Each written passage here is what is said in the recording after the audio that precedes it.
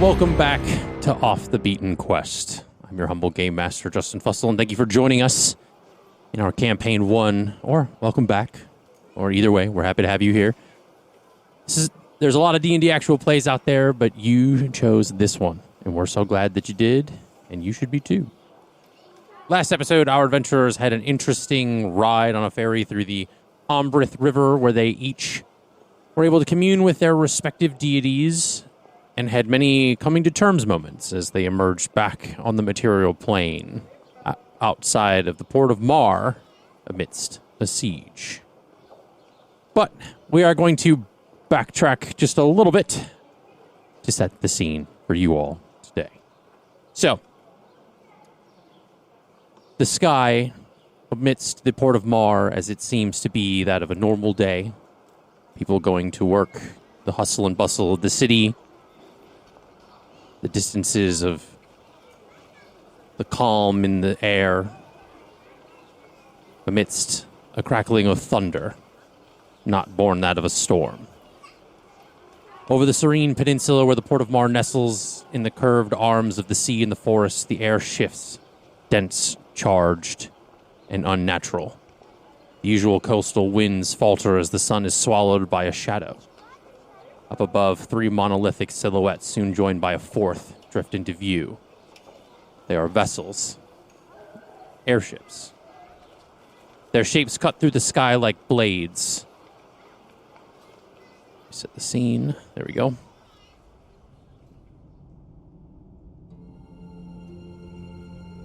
From their underbellies are flanking decks, rotating turret-like arcane cannons unleashing cannon fire.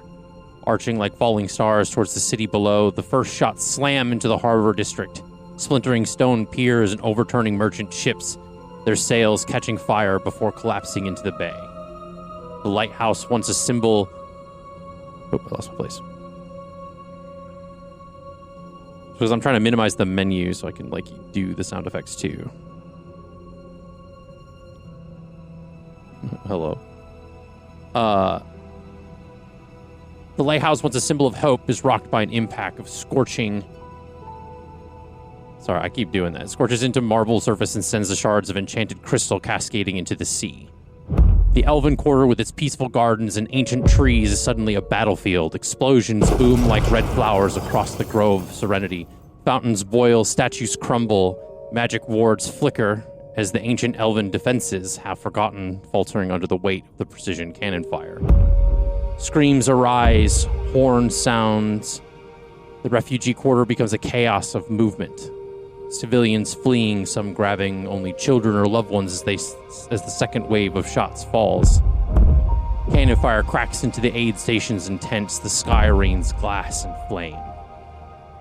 Smoke coils in unnatural colors where arcane energies ignite wood, stone, and air alike. From the skies, ropes fall to the city streets. Cultists ride ropes of descending magic down to rooftops and courtyards. Crossbows loaded with explosive bolts. Sabers of humming steel in the hand. The enemy is precise, coordinated, moving as if they know the city's layout. The city's defenders rally. From Craftsman Row, a hastily enchanted ballista is wheeled into a courtyard. Its bolts inscribed by a gnome artificer and set ablaze by an elven warden. The first shot pierces the flank of one of the airships. Secondary arcane battery detonates, causing the ship to lurch violently and spill some of its crew into the sea. But it's not enough. Not yet. Above the sea, in the far distance, 4 more airships break the horizon. Dots in the sky. Their crystals glowing brighter as the wind picks up again, not natural but drawn by the pressure of their arrival. The sea churns beneath them. Storm of fire and arcane is coming. The port of Mar is alit with fire and smoke, its people caught between a world once built on refuge and a new world falling from the sky to tear it apart. And this is where we join our adventurers as they emerge from the ethereal plane on the bone boat as it washes to the shore of the harbor, and they are brought to the port of Mar amidst this destruction. What are your reactions?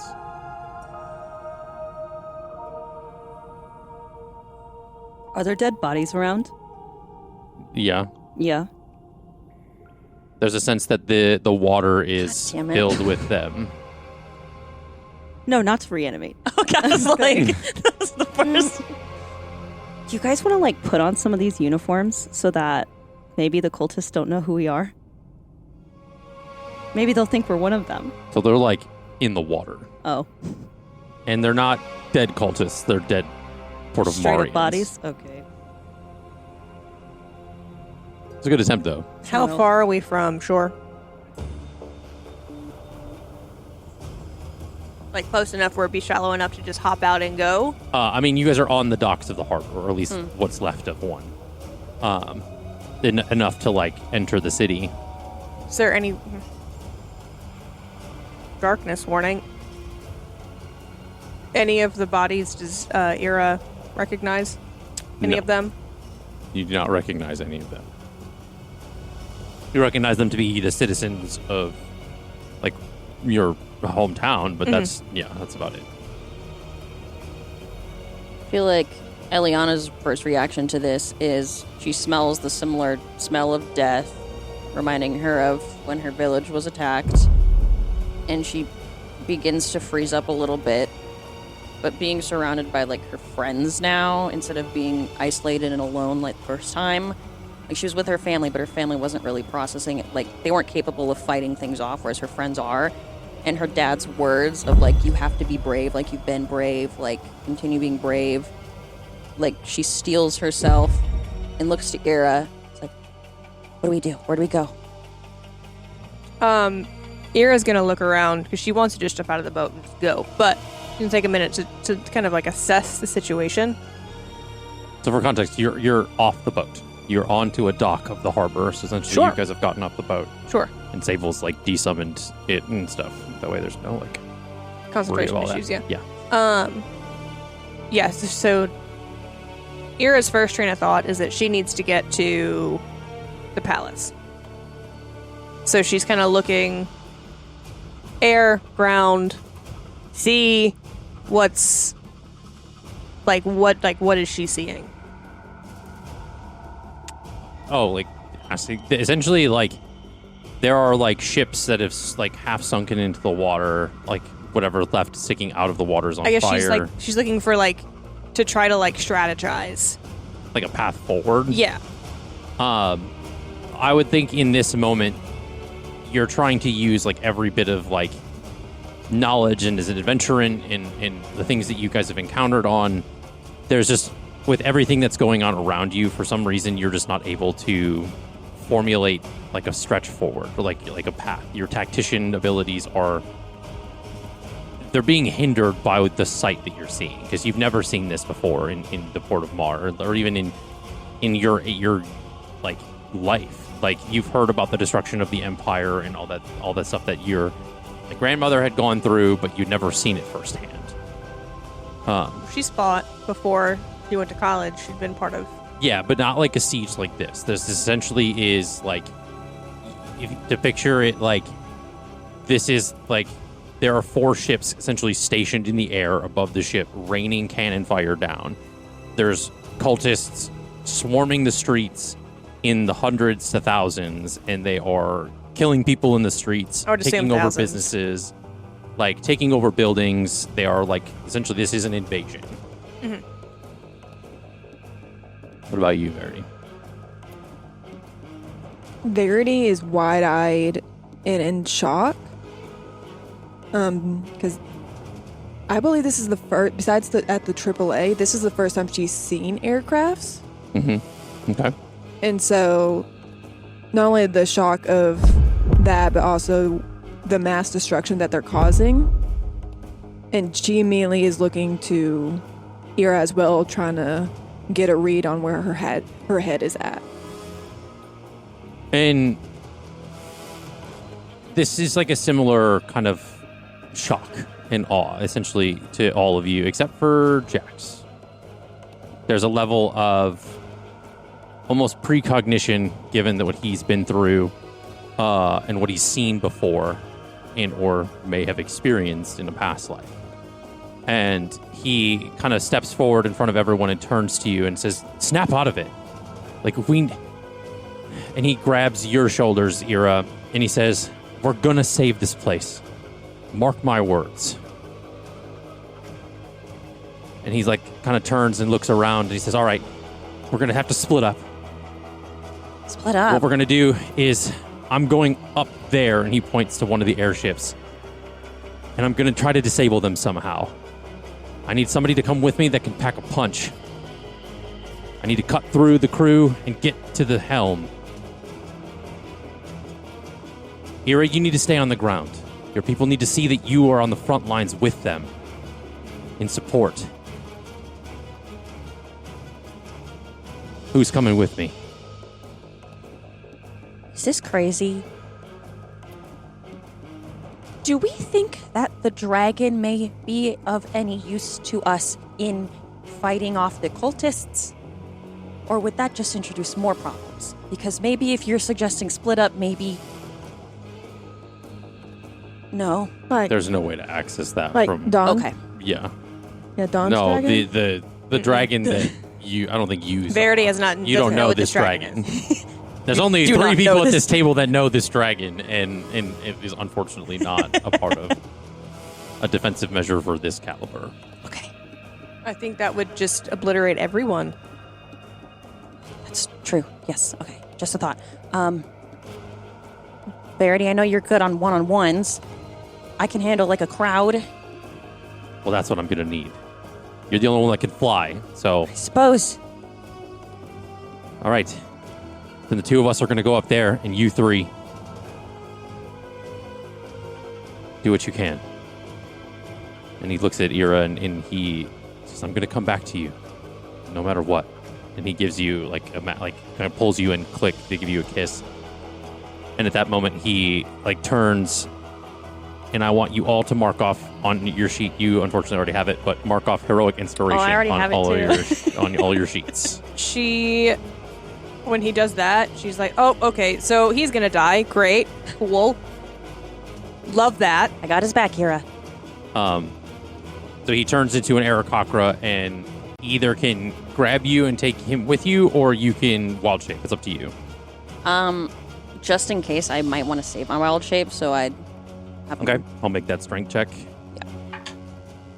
That is a 19 plus. I am like 120 pounds. I'm like so tiny. it's a 28 strength. So he definitely grabs you and essentially kind of like takes off into the sky upwards towards the closest ship in the sky.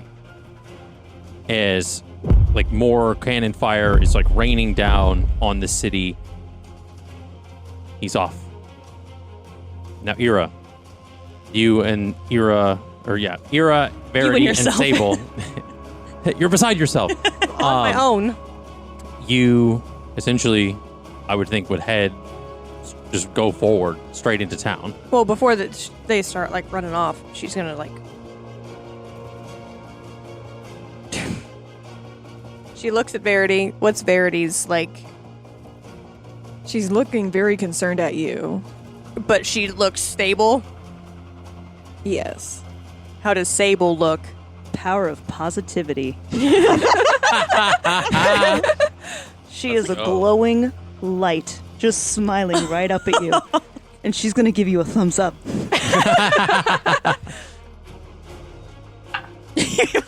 That's a 19 plus 4 for an insight check.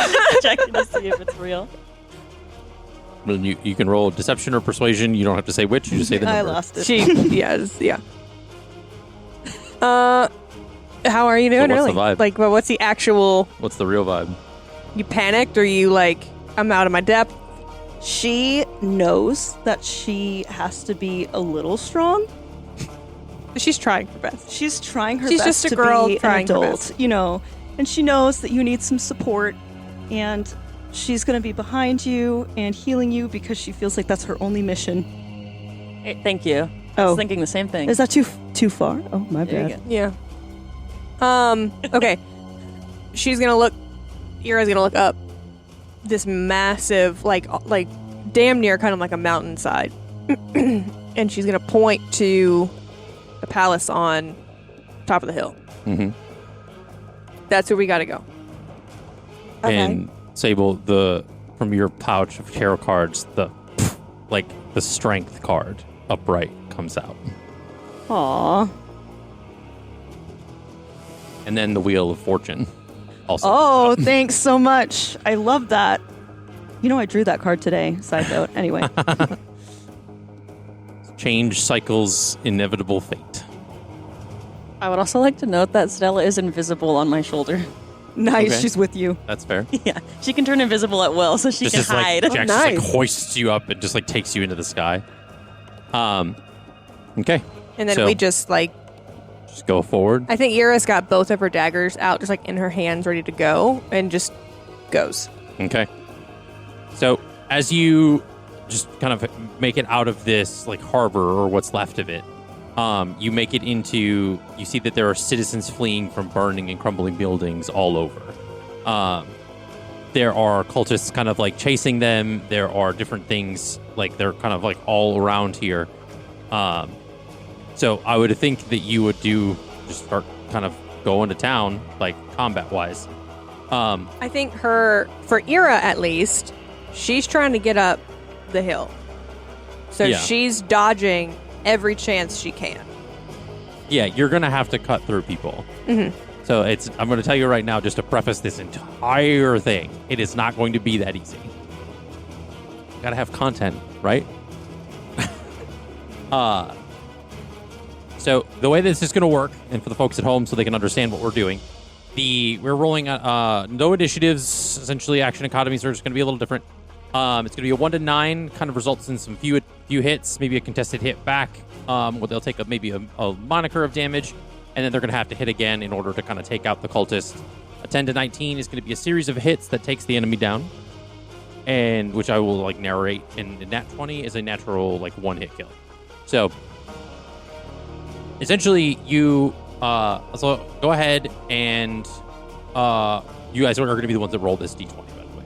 Okay. So essentially, you each are all facing down a cultist at this moment. Go ahead and roll that d20. What did we get? It's total with the modifiers. Fuck it. Add your weapon modifiers, whatever you're hitting with, I guess. Okay, so Makes sense. It's a 19. 19. Okay. So like our spell attack for spellcasters? If you're casting a spell, yes. If you're using your mace, then it would be that. So just whatever your spell casting modifier is. I'm not going to make you essentially throughout this whole like process. I'm not going to have you guys all tap your spell slots, and you're going to be tapped out by the end of this. So just Got kind it. of being, I'm being generous as far as this. Thank you. Just pretend you're doing like all cantrips. Yeah. Oh, okay. 22. Okay. 21. 21. 21. Coffee in my mouth. So Sable and Verity essentially kind of like just shoot these spells off, and it kind of takes the cultist in front of them down. Eira kind of does like a series of dagger hits, and it kind of takes the cultist down as you guys are moving through this district. So essentially, you, or at least out of the harbor, you arrive in the market district after a few more encounters. So go ahead and roll d20 twice. You guys do like a series of 2 more encounters before you reach the market district. It's a straight 17 and straight 19. So a 31 Okay. and a 28. Okay. No. 30 and 28. Okay. 21 21. and 27. And 27. Or sorry, 28. Okay. It's a 25 and a 17. Okay. So you essentially, I think like Verity would start using some of the daggers, steal some souls, have fun with it. So essentially you're hitting him with the daggers, and you're taking some of these like cultist souls, so, like the purple kind of like energy is like kind of wafting off of a few of them. I have a question. Mm-hmm. When she takes souls, does that mean that they cannot be brought back by a cleric? I hope so. I'm hoping that that's the case. I mean, we haven't gotten that far. So Okay. I don't. It's None of us know.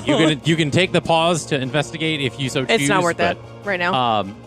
And then Sable kind of like casts another like spell, and it like the tarot cards kind of like swirl, and it essentially like almost like Gambit style, like cuts down a couple of different cultists.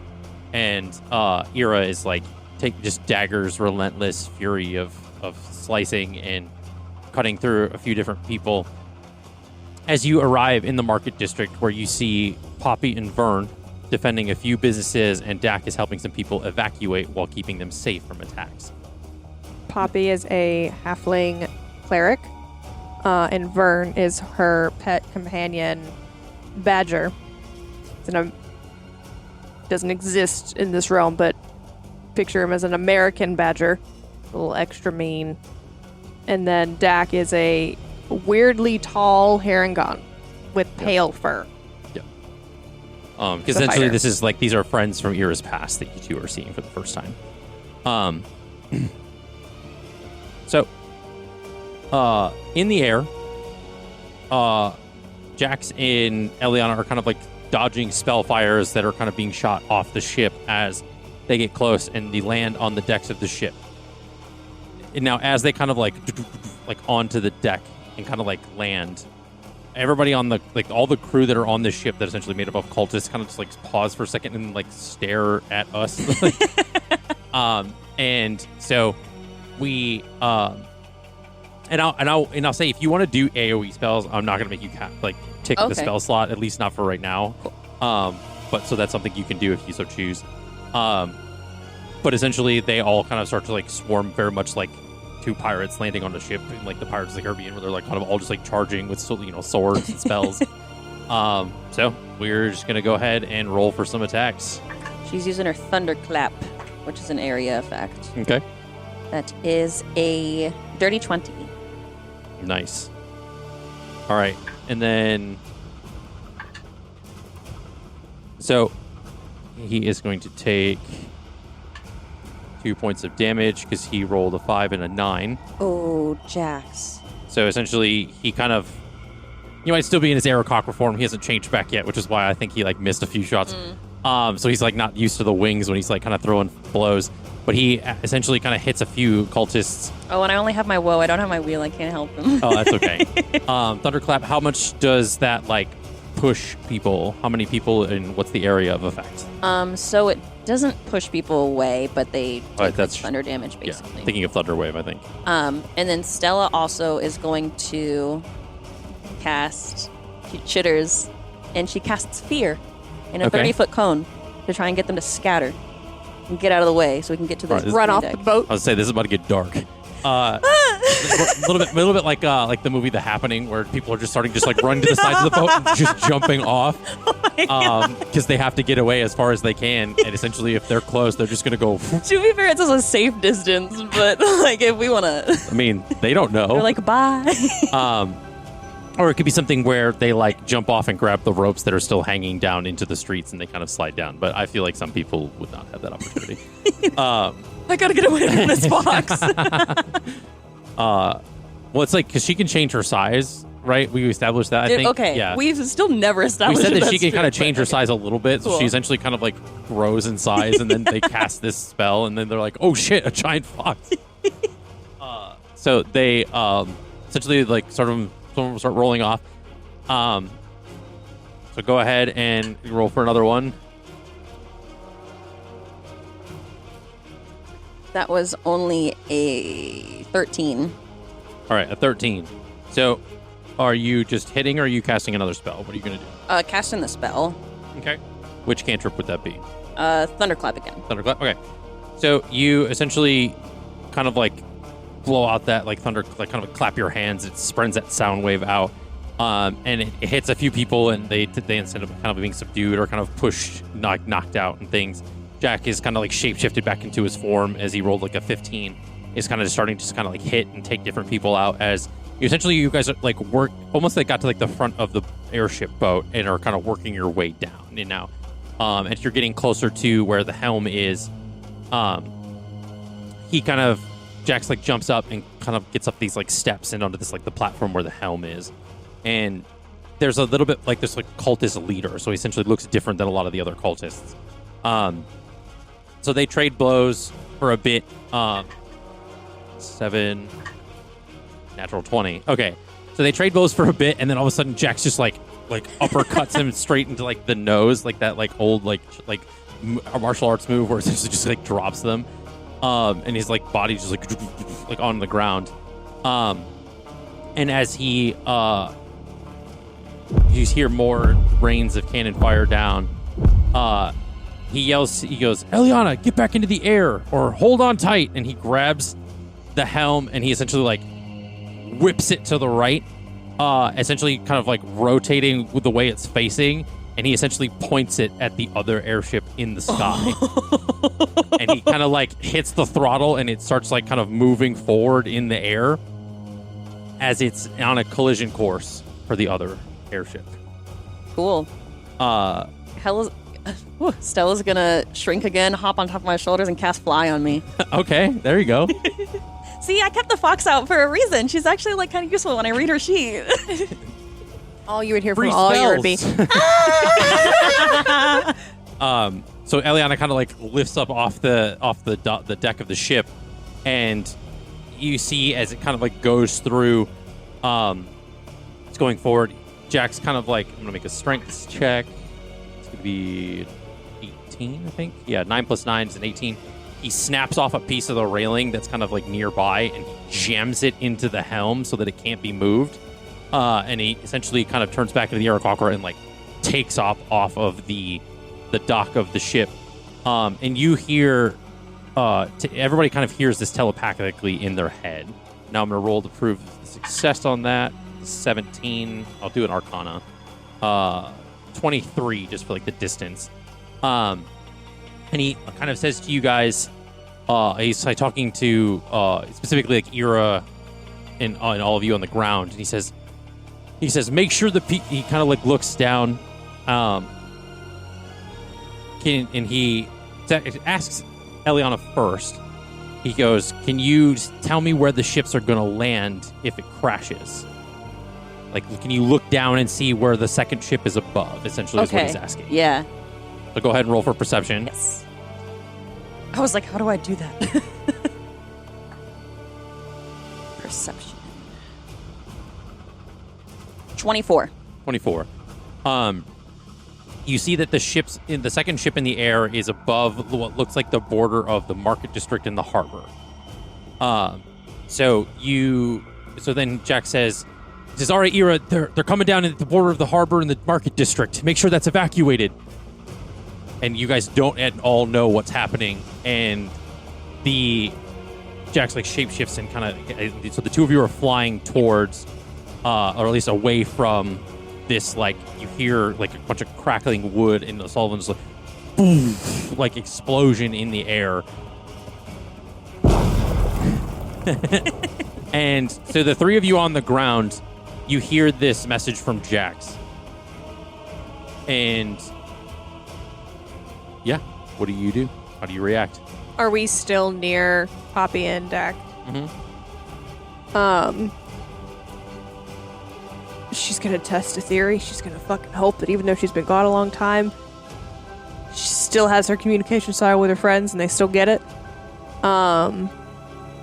She's gonna make her way over to them and then basically yell to them, we got a problem. Clear the area. All right, the last of the civilians have been evacuated out of here. Let's get. I hope your folks know what you're doing. And Poppy essentially like kind of gestures in kind of like the badger. She's big enough to ride the badger. I mean, she's a halfling, and like the badger is a standard size badger, so she'd probably be too tall. Yeah. So they essentially, she kind of gestures and they head off, kind of leading you, essentially the three of you, towards Craftsman Row. And a lot of this is places that like Eira would know, so she kind of knows this direction. So you're getting away from this border of the market district in the harbor as you hear this like massive like explosion, and you guys like look and you see that like the one ship has now broken into the second one and exploded as it's like kind of all kind of crumbling slowly down to this massive wave of like dust like flies through the city, essentially kind of at your backs. You essentially get to the Craftsman Row, and there's this like large group of cultists that block your path.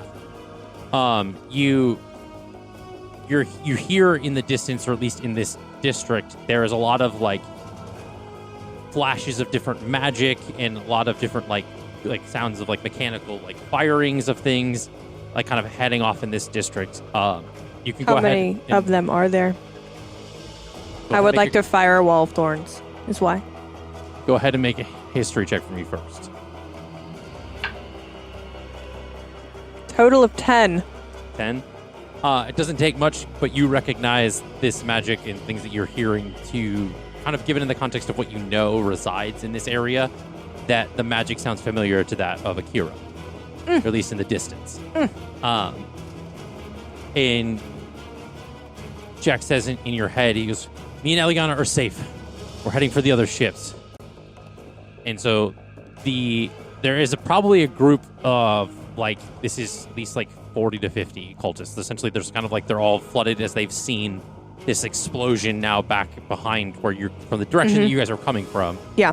And it's blocking this almost I would think an alleyway that's kind of leading to this next kind of district of shops and things. And you cast Wall of Thorns. Are you casting it in a straight line, or are you doing it to block your own path? It's a wall, so it doesn't... I don't think I can choose how it, You can choose the direction to which you're Yeah, I mean, I'm going to fire it in the direction to where to get as many of them as possible. Okay. And to keep as many friendlies out of it as possible. Okay. This is going to block your path. So you're going to have to roll to figure out a different way around. No! Because the best way to get them the most would be horizontally. No! So it does subdue a lot of these Never cultists. mind! No take backsies. I got to roll damage on that, and I'm deciding not to throw the arrow. No, I'm not going to make you roll damage. It subdues the people in front of you. But the city. Find a way around. I believe in you. You got this, babe. I wasn't given a map to my own city. So I didn't know that, because she would not have done that. So go ahead and roll a history check. That's how you know the routes around the city. It's an 18. An 18? So you take a right down a different connecting alley, and essentially it's a bit of a way around. You guys go ahead and all three of you make acrobatics checks. I'm going to roll 1, 2 for the other guys that are with you. So, Dak doesn't do well, but he uses his Herringon hop to kind of compensate for that. And you essentially are all kind of, what did you roll? 25. 25? Do I get advantage just for fun? I mean, you have heroic inspiration, so you can re-roll. I feel like I'm going to need that for more important things later. It's an 8. Okay. Can I have advantage for Mine fun? is also an 8. Can I have it for fun? An 8? You can guide yourself. Just for fun? It's a check. So Is it gonna... The 4 gonna do anything? It's Hey. a 4! It's 12. hey, look at that. So you all essentially are able to. You still roll an 8 though. I know. You all essentially are able to kind of climb up onto these buildings. You have to kind of reach down and pull Sable up essentially to kind of compensate for it. But you're able to kind of get up and around, and there is this small kind of almost small connecting bridge over top these arches in this quad. I'm trying to think of the other name. It's a quad. It's a clearing area where the shops are kind of around. So it's a bazaar almost. Pavilion. Well, no, isn't that a gazebo? Well. No. I'm pavilion can be other things. I'm not familiar with infrastructure of cities, but anyway, I'll trust you. So it's a pavilion. And you see this, essentially this massive, there's more cultists kind of swarming these arches. So now that they are aware of you being in the city, or at least a threat that is kind of deteriorating their forces, they've kind of followed you guys around and are kind of on both sides of this pathway that essentially you would need to get down. There's no moving forward. This is just a stone kind of roofway that connects above some arches.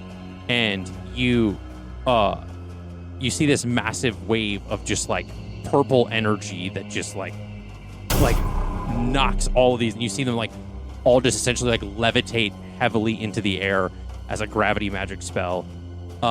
hits them all, and kind of they all are just kind of like in this like aerial space as you all are able to jump down freely. And you see Akira and Zaina in this area. And how do you react? Eira's gonna keep going. Okay. She can say thank yous later. We need to go. As they're running, Verity's just gonna go, I love like a good her. narrative. Was she gonna stop and have a cup of coffee? I don't know. You could exchange a passing word. I don't know. You've seen animes before. I guess the way I pictured it is like they're on the ground. She's up here. Yeah, They're you guys not are together. jumping down to kind of proceed forward. 'Cause this isn't like, unless you want to like rooftop hop, I guess. That's but- what I pictured. Some Assassin's Creed type shit. Okay, you have a lot of acrobatic rolls. You feel confident in that? Caroline's like, I'm gonna dress. Sable's jumping down. So you're jumping down. Here. Okay. So Sable jumps down. Eira and Verity are now still on this like over or like the archway. Are you good? down here? Don't worry. Are you gonna be okay? I'm gonna be okay. We're splitting the party.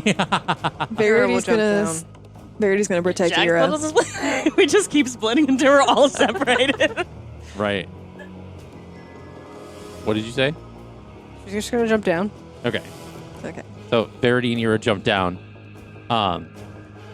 and you hear like kind of like shots of like gunfire kind of going off in the distance, or at least Zaina's kind of just like firing into this like crowd of cultists, and you see more of like the guards like from the city that are kind of like helping more people. So it's not just these like specific like individuals just kind of out in the field. There's more of the security force that's kind of helping this, but there are some times where they are outdued and they don't survive. So the guards are not unfortunately untouchable, but the Akira looks to you and says, "We've got it from here.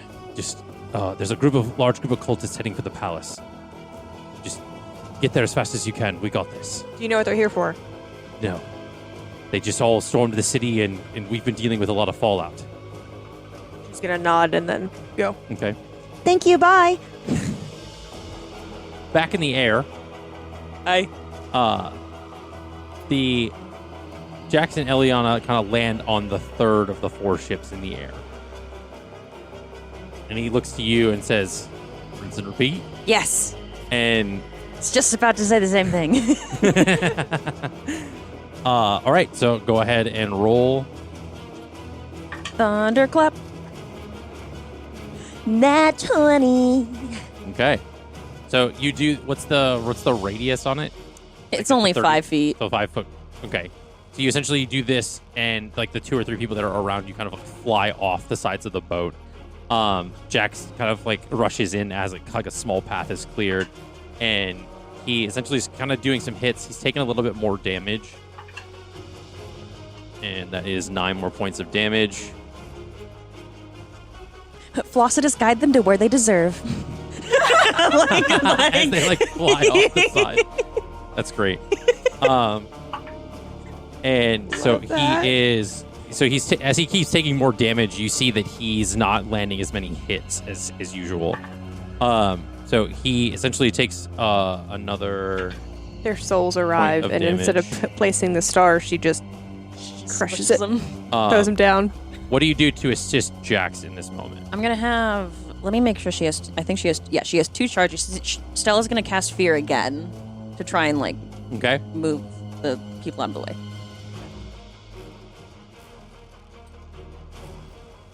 Okay.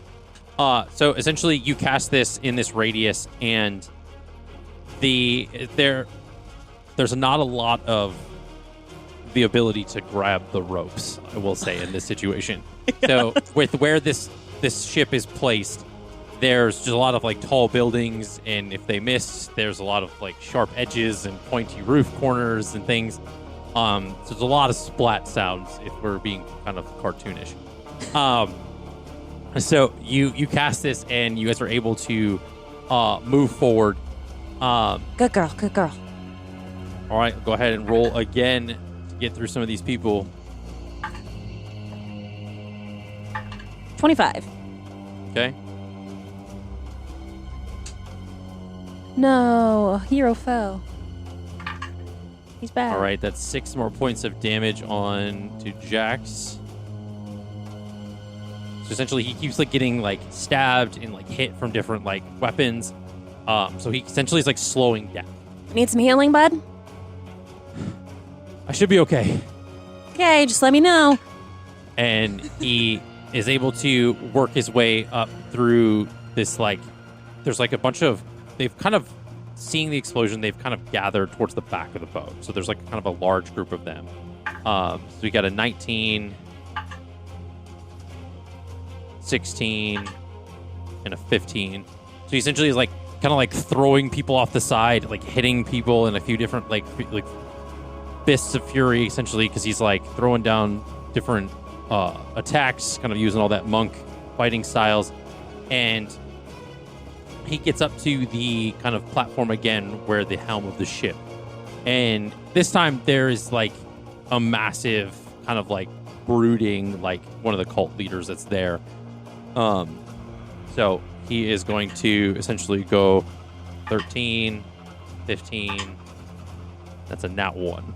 So he essentially hits a few times, kind of does some damage, and then the cult leader kind of like hits him in the side of the head, like really hard, almost like a sideways fist, and it kind of like stuns, and he kind of Jax like drops for a second. I'm gonna rush up. I'm gonna try and cast Hold Person on the person. What's the saving throw? It's 17. 15. 12. They fail. So essentially they freeze up, and Jax kind of gets up and he like shakes it off. So he takes 6 more points of damage. Give him a little tap on the shoulder. Give him some healing. Okay. What are you gonna heal him?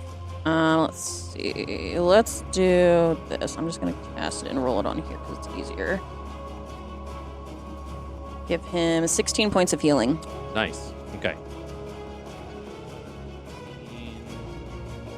Perfect. And so he kind of was like, okay.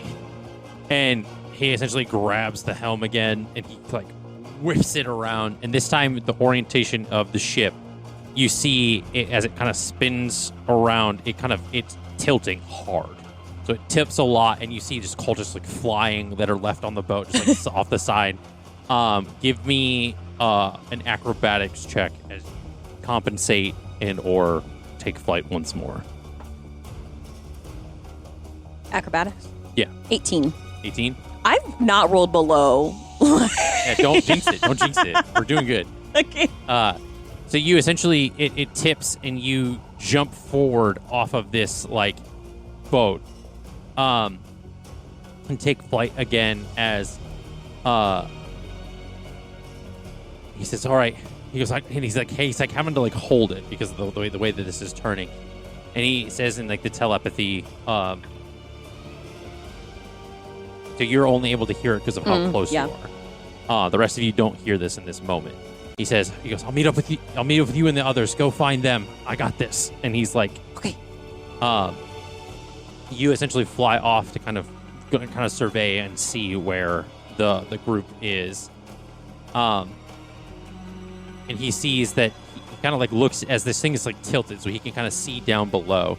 He sees that the other ship is kind of positioned a little bit more on the coast, kind of bordering the Elven Quarter of Elven Quarter district, and he kind of telepathically tells you that that's where it's going to hit. I was going to ask if you didn't say.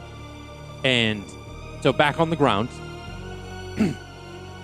you and the others are racing through the Elven Quarter, and you see Poppy and Amir kind of fighting some cultists in one of the more like kind of quad-like areas. You said the Elven Quarter is where the ship's going? Yeah. It's above the coast, kind of like, I think on the edge of the Elven Quarter where it meets the coastline. Because this is very much like an isthmus? Inlet? Type? Isthmus? Isthmus? I don't know geography. Isthmus. Whatever that like offshooting part of a continent where water surrounds 3 sides. Isthmus. Isthmus, yes. I was picturing a Mary Isthmus. So essentially it's on like that one side, like with the water where it is. So you see the two of them. What do you do in this moment before you kind of are going to have to start fighting? It's Amir and Poppy. Poppy again? Not your Amir, a different Amir. Or that's Amar. Yeah. Amir and Amar, they're so close. Yeah, we talked, yeah. Oh, I didn't even catch that. Oh my god, I just forgot that you're. Uh-huh. Okay, that's embarrassing. Is Poppy? Oh, yeah, she was with us already. No, Lilith, sorry. I used the Okay. wrong name in the text. Oh my god, baby Lilith, I love her. She's going to yell to them again to Okay. clear the area. And she's going to assume that Amir would likely take the lead on that. He's Let bigger me and louder. make sure. Okay, so that was a 2. So the only reason that Eliana knows that that's where it's going to hit is because she was close. The other three of you don't hit. You hear it because you're not. He's like.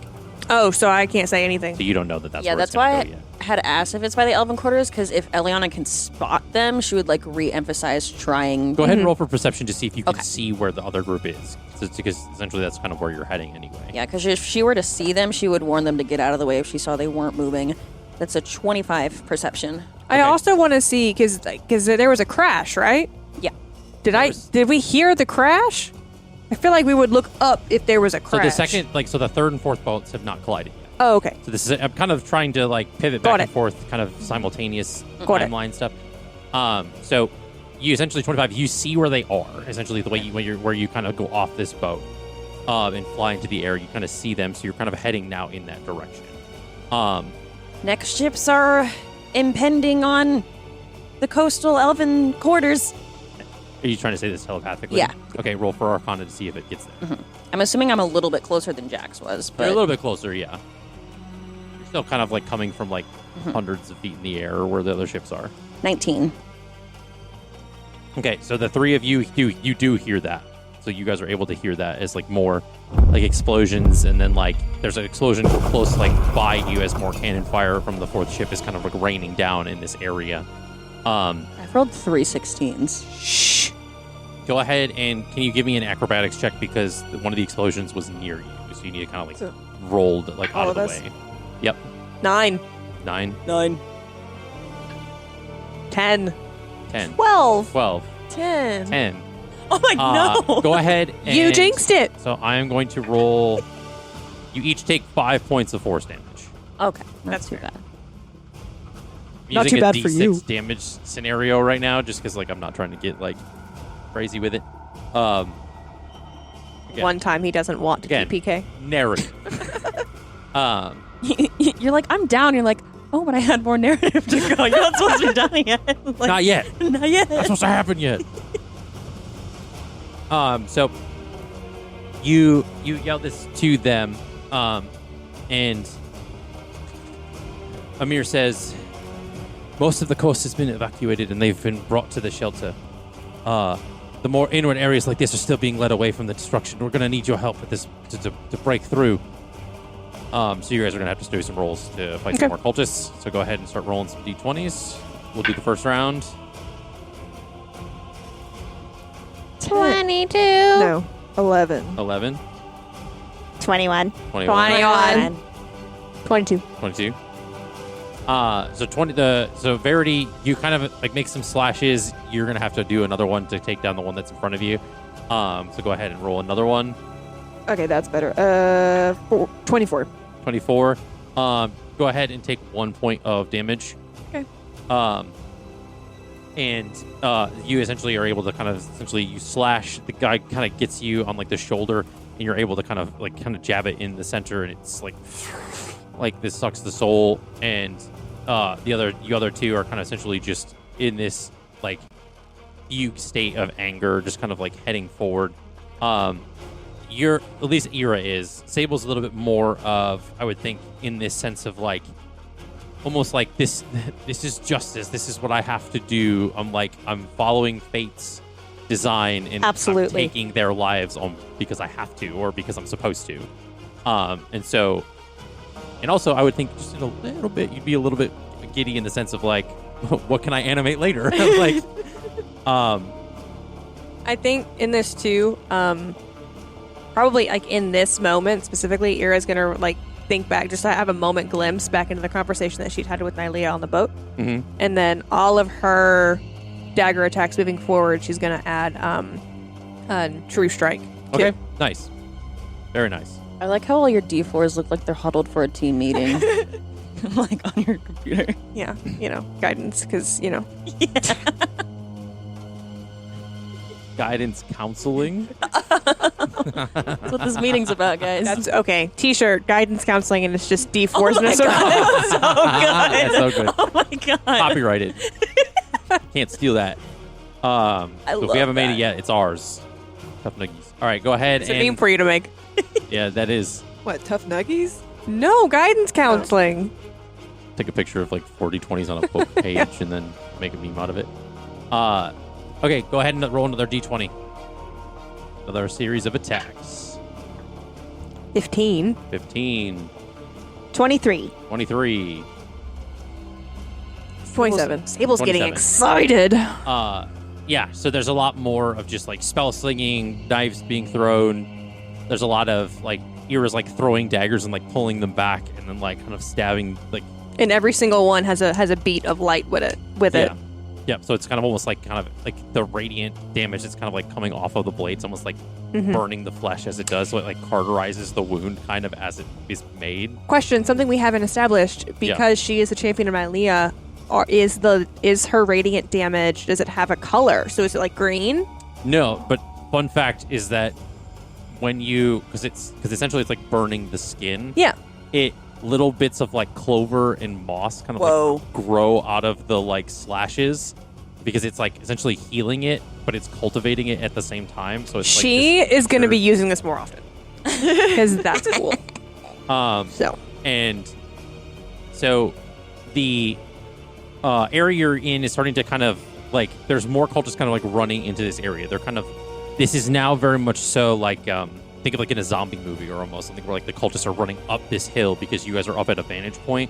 So it's almost like they're funneling essentially into this area because of like it's coming. They're getting ready to siege the castle. Last of Us. Yeah. So there's going to be a bit more. So I'm going to have you all roll 3 d20s in a row.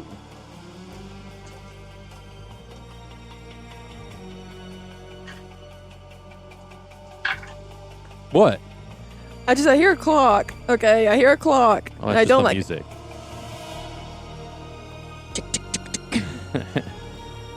Can give you something though.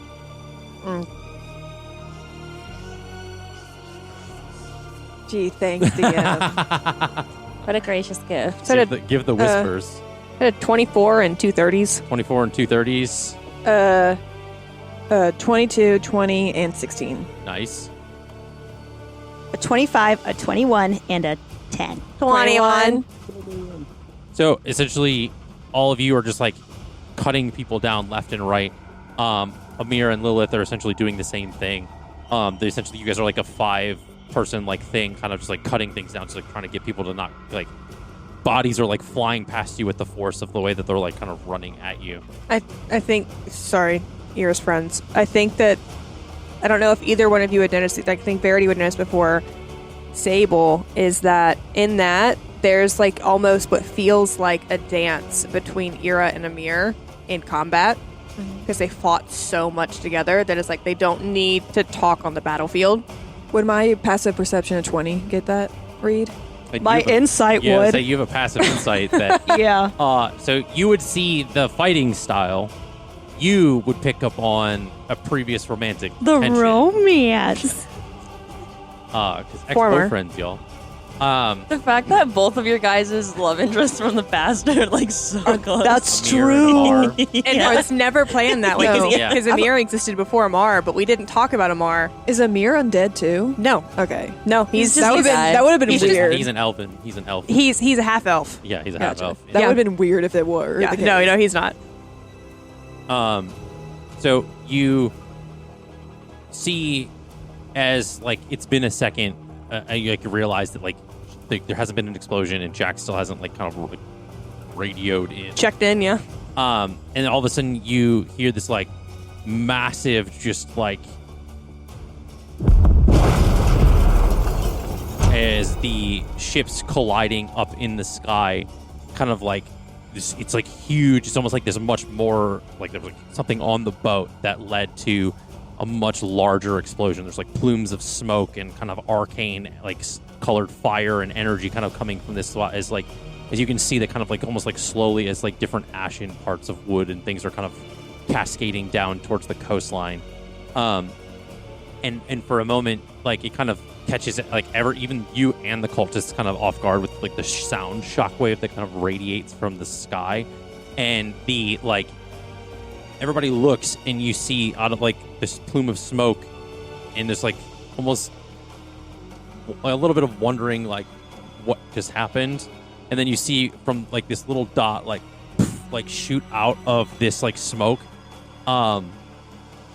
and it's like it breaks through the clouds like this massive kind of like air burst as Jackson kind of like shoots out of the smoke flying through the sky, and he is going to call out telepathically, and that's going to be a 15 plus 6, so 21. 21. DM got one. Yeah. And so he goes, "Where's everyone? I'm fine. I think the ships are gone." Look for the horde. Okay.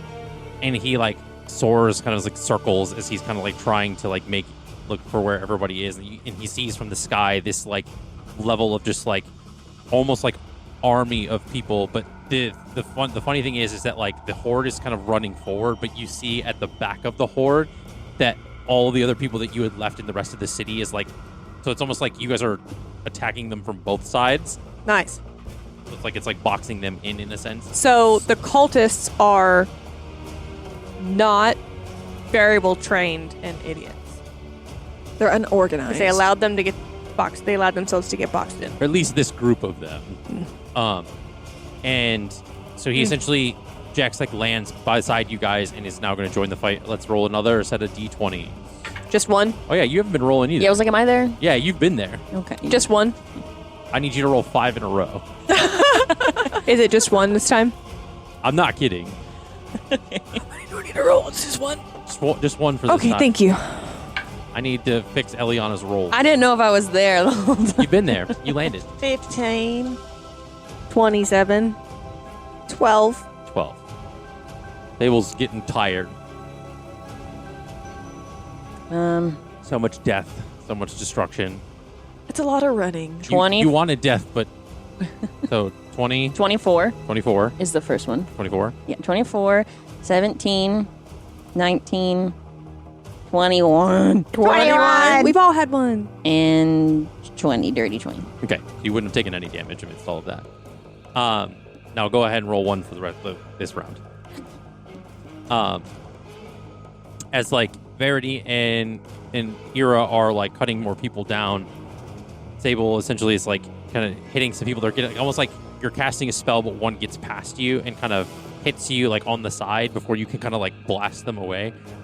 So you are going to take 6 points of piercing damage. Okay. What did you roll, Eliana? 26. 26. Would Verity take damage? Because I rolled a 16. I'm giving certain thresholds. If it's for Okay. certain below, things. right? Gotcha. Yeah. So there's just like a moment of where like there's like a pause. There's of like in this like group of fighting. Essentially you see that's like thinning out and there's different like ones of you kind of taking down different things. And the Eira, go ahead and give me a perception check, please.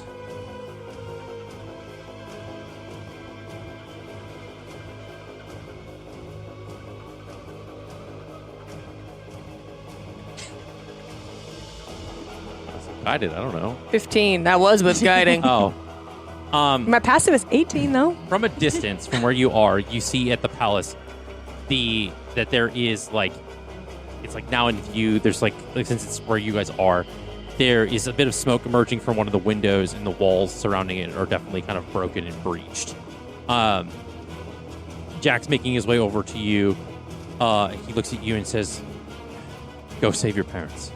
We've got this." Can you get me there faster? He goes, "I need to stay with them to keep fighting." And he kisses you again, and he says, use the horse thing you had. Horse thing. Horse thing. Yeah, so show use of Fine Steed. Should someone go with her? There might be more people on the way. I don't know.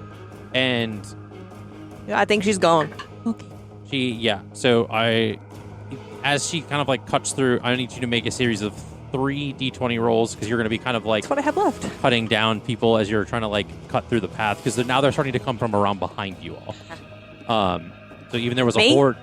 Yeah, because Okay. you're cutting through some of these cultists to kind of break away. I have a 30, 30, a 26, 26, 15. 15. Give me a d12 roll. Okay. I don't think I've used a d12 in this campaign yet at all. 1. Damn. Okay, roll it again. Okay. 1. Jesus Christ. Maybe pick a different one. This doesn't fit my narrative. No, it's 7. narrating. Okay, roll it again.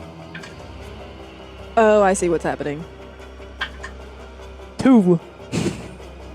Maybe roll a d20. Let's pivot away from Only that. if I get to add something. Sure. Can I guide or something? Is that what you're saying? Yeah, these are all like sort of attack rolls, so you can be adding the modifiers and stuff to it. Oh, can I? Yeah. Then 12, 12, 28, no, 18, Okay. 13. Okay. I'll take 2 of them away. You still take 14 points of damage. Okay. I was rolling a d6 every time it was bad. I was like, D12, what's happening? 1. 1. I was trying to supplement the attack that was lower than the other thresholds. So You're like, essentially, I'm going to pivot. Wait, never mind. Your dice are shit. Your dice suck. They feel neglected. I've never used them. Say your d12s are just pissed at you. I've never used them. They're like the horses were. Yeah, right. Yeah. Carry the spirit of the horses. You essentially cut through these different people, but now the cultists that have like made their way up from different parts of the city are kind of now boxing all of you in. So Jax, Eira, or Jax, Verity, Eliana, and Sable are kind of boxing with this like group of people as you're still kind of just like fighting your way through everything as Eira kind of takes off towards the palace. I'll have you all go ahead and roll a d20 with me. In Eliana's head, she is like kind of fearful for Eira now because she went off by herself and these cultists want Eira. So in her mindset, like Okay. that, Yeah. she's worried about that right now. What are we adding to this? This will just be normal, like your attack. Dirty 20. 30, 15. 20, 15, natural 20, 10. 10. Well, it was good while it lasted, huh? Yeah, she was good. Now she's a little scared. All right, go ahead and roll another. You just roll another d20. Eliana's just like, deja vu, except with alive people this time. Do I add something? Just like an attack roll, yeah. Oh, 16. 16. Okay, so the first, you're like making like a spell attack, kind of another one again, kind of gets close to you, and you hit him again. You're going to take 3 points of damage.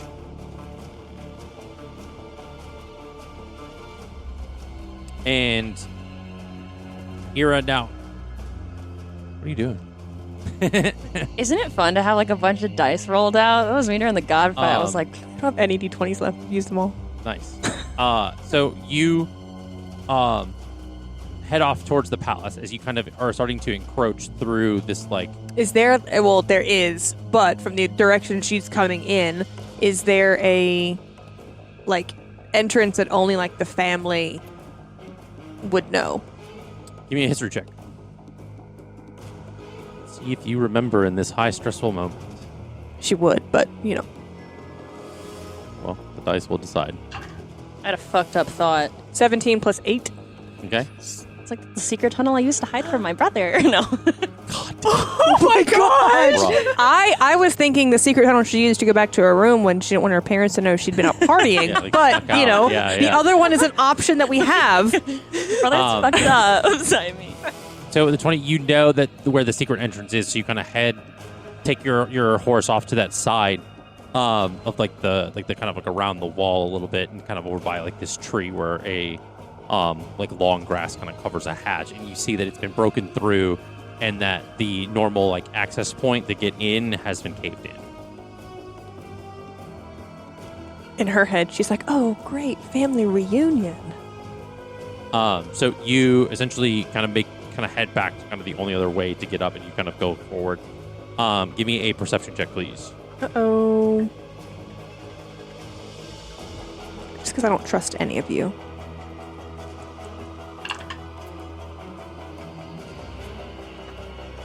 14 plus 8, so 22. 22. You see, standing atop of one of the balconies, your brother. Ew. And this is your actual brother. How high is the... How high is the balcony?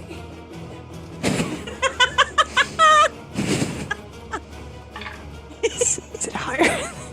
Does my bow reach it? How high is the balcony? What is the range? Got a thing. Like D. It's 112 feet up. 112? Yep. Rolled 2 Jesus D100s. Christ, that's a That was tall really- balcony.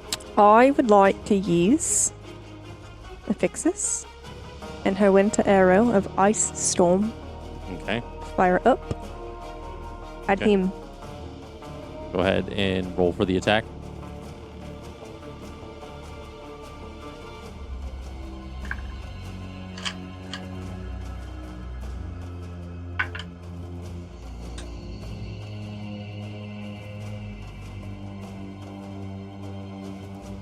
$19.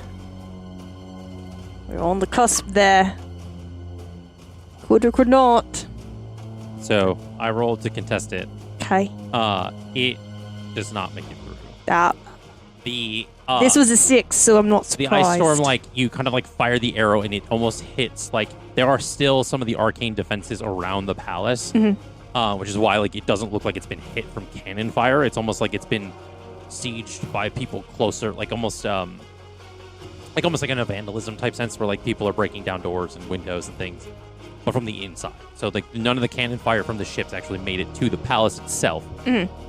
It's all been kind of man-made damage or elven-made damage, I guess. in a Okay, sense. she's gonna head in. Are you going to try anything else to get up there? So if you want to use your Misty Step, I will allow it in a don't- certain... That's only 30 feet. Right. And there's a way around this. So you can Misty Step to somewhere, and I will have you make an acrobatics check to grab onto something, and then Misty Step again to go farther. So that'd be great, but I don't trust my dice to do that. Fair enough. Okay? Fair enough. I don't trust them. All right. Then give me a history check to see... I mean, you probably would. So I this is definitely would. like a lower DC. Of remembering which room that balcony was so that you can go the quickest path to get there. See? So I didn't want to do the damn acrobatics check. 15. 15. You break through the front doors, essentially kind of like desummoning this steed as you kind of just like start running through the palace, essentially heading towards the room that which you know that balcony is attached to. You're like, no, he's coming with me. It's Steve's Oh yeah, you're just gonna following ride the me. horse through the palace. Like probably the one time you'd get a chance to do that. So Just rampage I'm going everyone. to make... This is a decision roll. We're going to do it. okay. You're going to do it. So she's, you, Mom so and she's Dad. like the doors have already kind of been broken down anyway. The front Yeah. doors. So you essentially you ride the horse through the front, Why not? and you're kind of riding it through the house, essentially heading to where that is. Now, does this ethereal horse still go ka-thunk, ka-thunk, ka-thunk as it goes through the... Yeah, I mean Okay. it's like, you know, We're attracting attention. Your mother senses tingle in the back of her head. She's like, Eira. she's skateboarding in the house. Go ahead and roll a 2 D20s because you're essentially going to have to fight off a couple of cultists to get your way through the castle.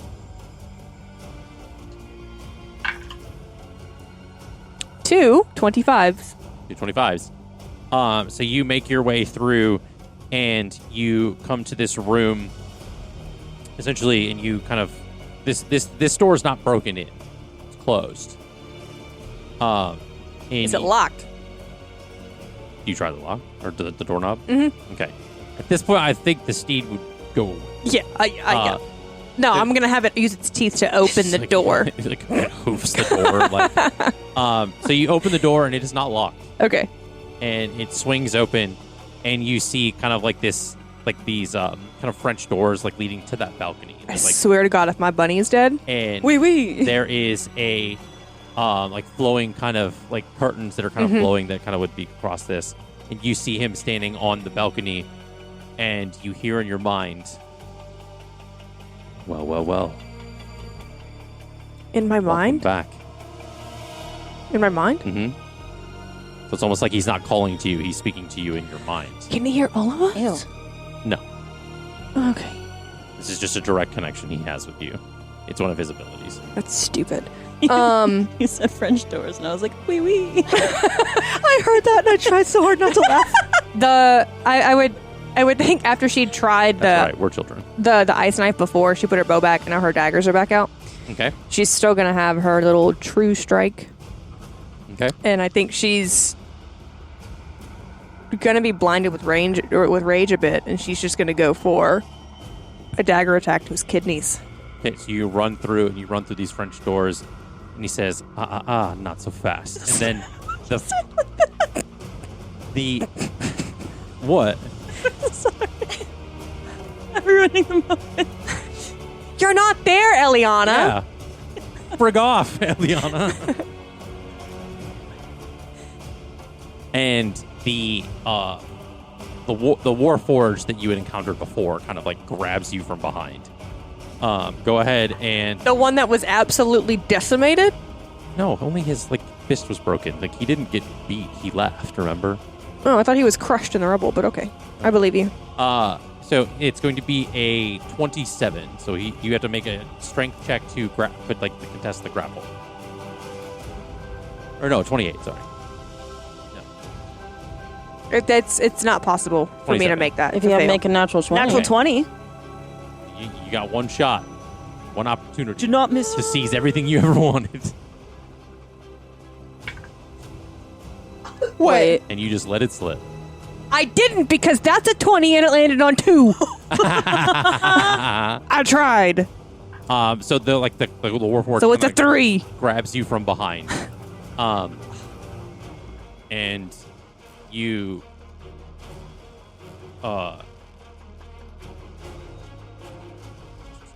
switch this up here.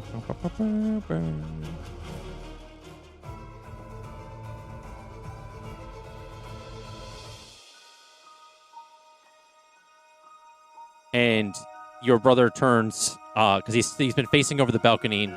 He turns over and looks at you, and that's where we're going to go to break. Pick up on this after the break.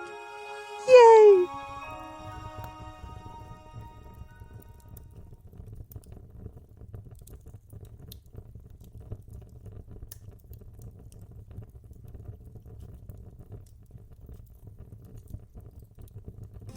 Oh, hey, didn't see you there. Well, now that you're here, just wanted to say thank you so much for joining us on this journey so far with us here at Off the Beaten Quest. You're going to start noticing a lot of new things on our Twitch channel now that we are affiliate. You will see a lot of cool emotes designed by our very own Caroline, as well as a lot of other things that we do have in the works. Definitely hit that follow button, or maybe even subscribe so we can bring you a lot more. And do remember, if you are an Amazon Prime member, you can use your 1 month free sub. If you're watching on YouTube, consider liking, subscribing, and hitting the notification button so the YouTube algorithm gods will share this video with a lot of other people like you. Thank you so much again. My name is Allie Goodell, and I am part of the filmmaking team on this podcast. I play Eliana Silmare. She is an Eladrin elf druid. She actually comes from a family of druids, and she is originally from the Feywild. Her family worships a goddess named Florenia. This was her whole world, was Florenia, was learning about Florenia and the balance of nature and eliminating abominations and the balance of just the world in general. But then when her village was attacked, she ended up going to the material plane, and things were not as they originally seemed.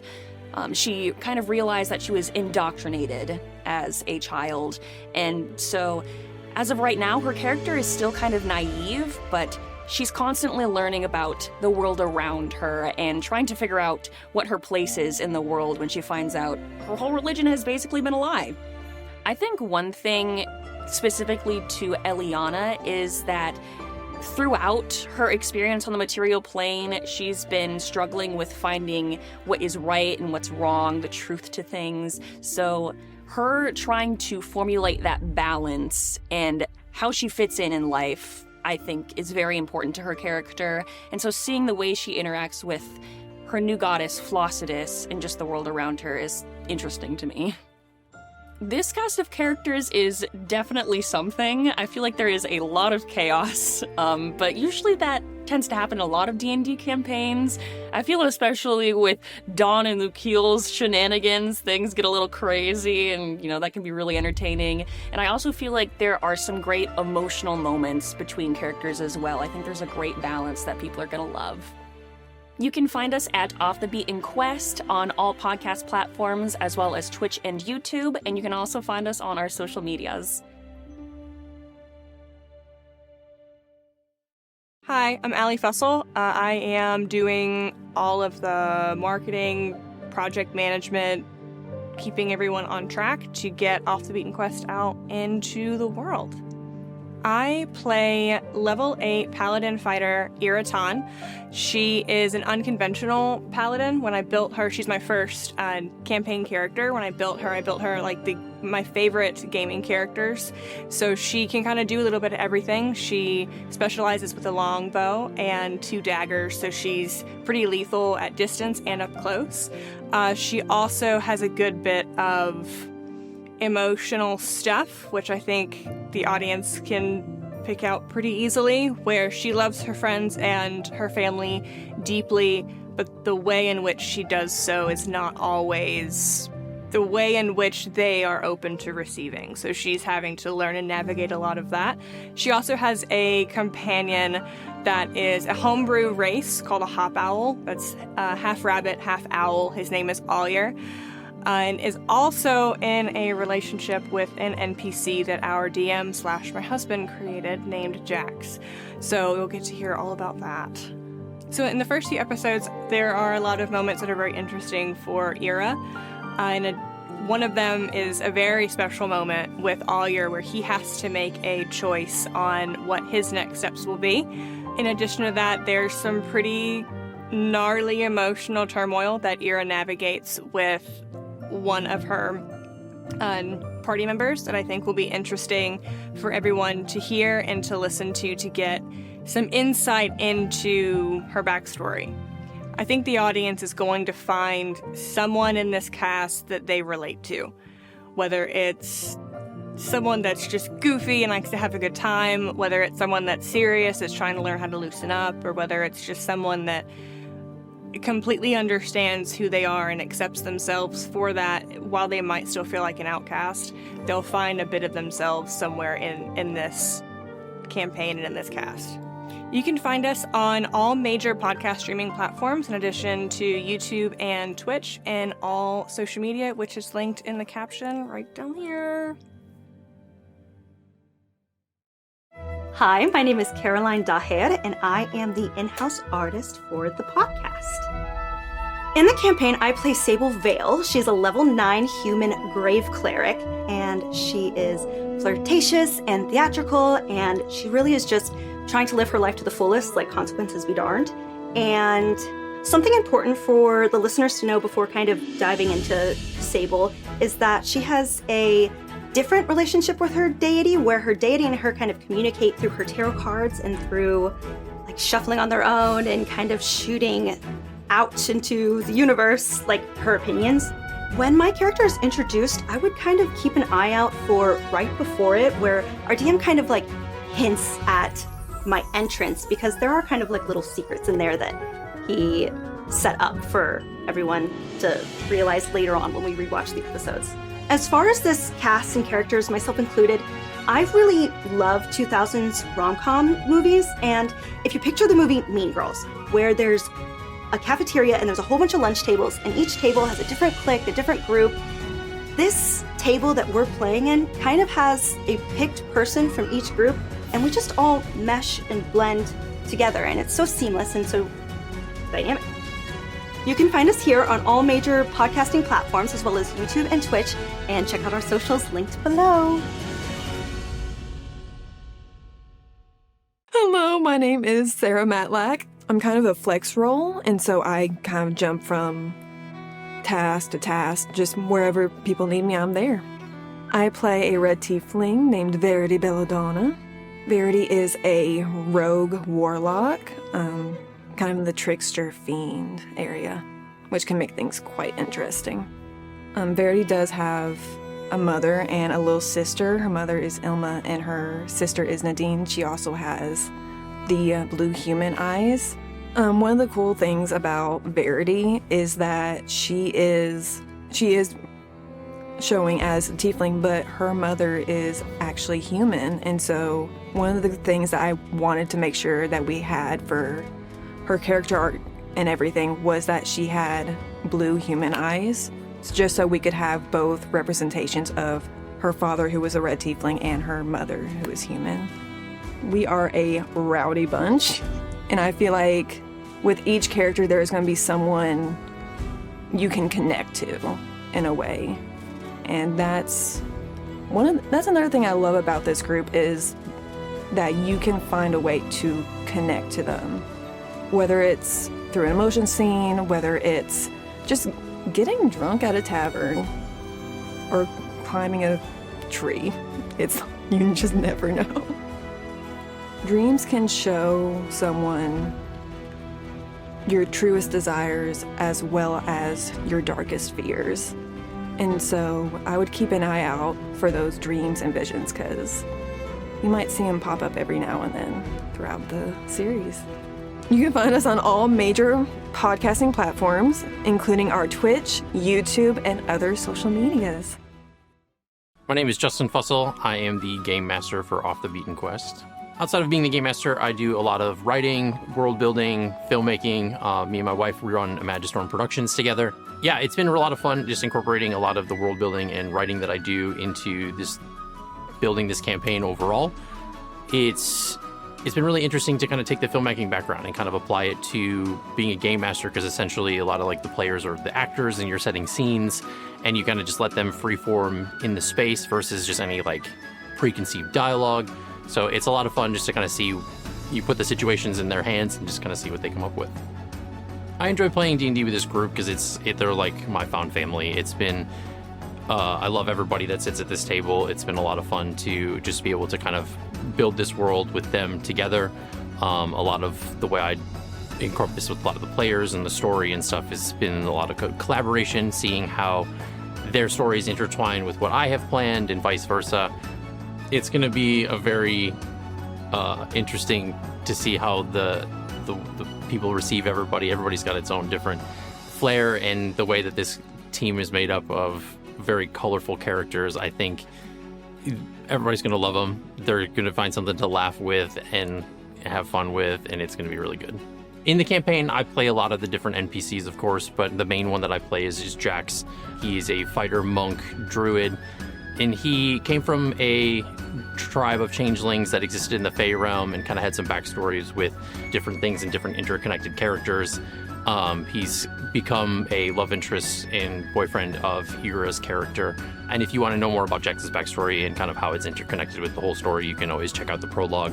I chose to do a homebrew setting versus an existing campaign just because it was something where I could kind of really just expand and create a universe. I wanted to have something that I can build upon.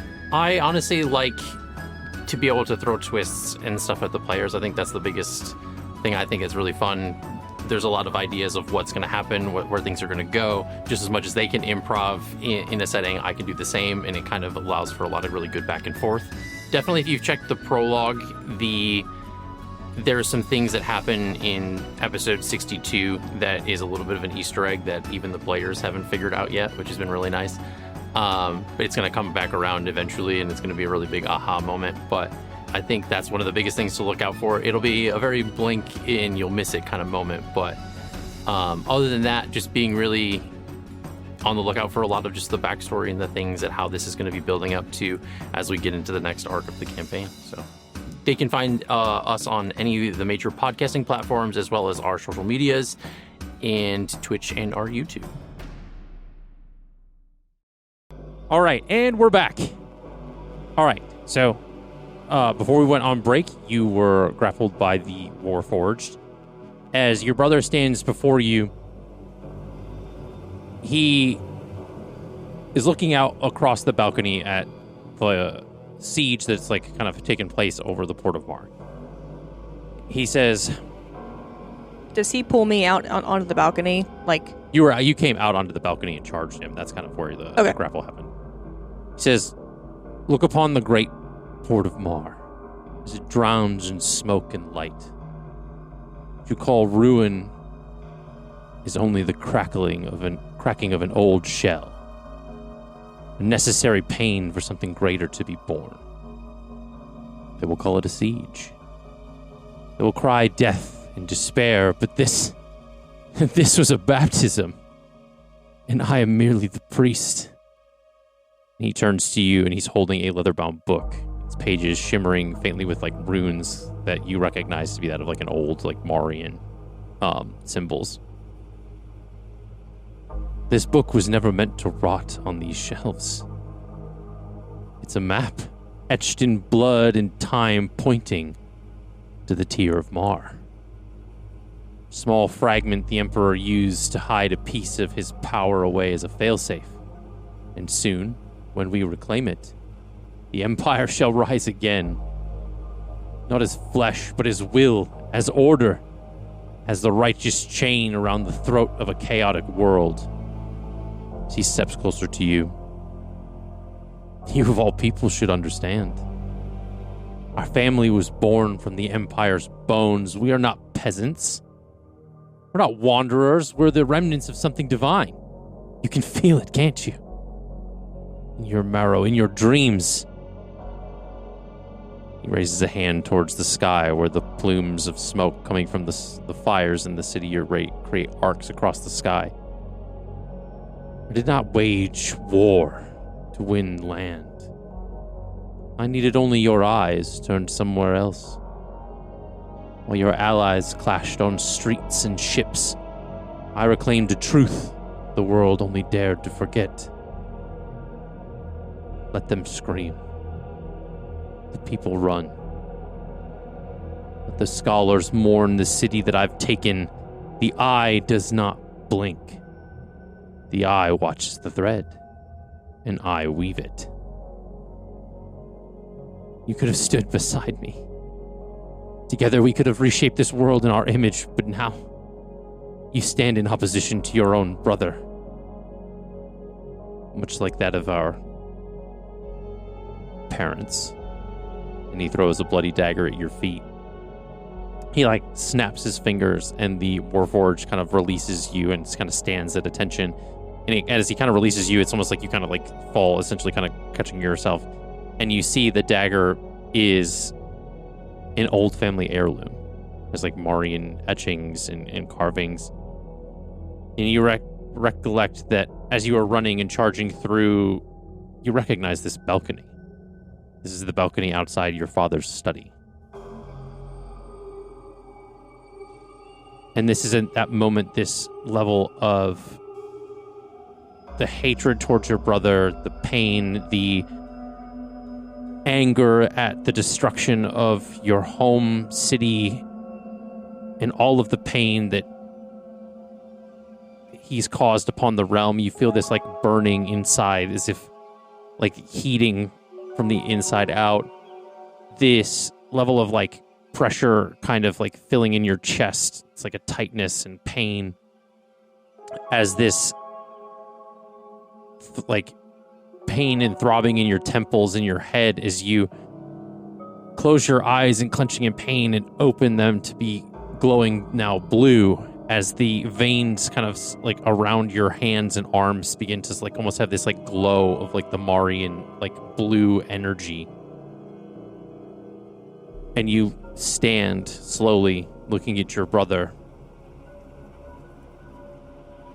And then go ahead and roll for initiative. I don't trust any of you.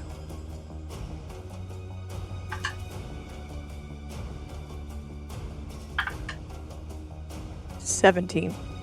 17. And that's without your that's with your modifier. It's with it, yeah. Okay, so he got a 17 plus 4, so Okay. 21. 21. So in this Bad scenario, guys don't get 21.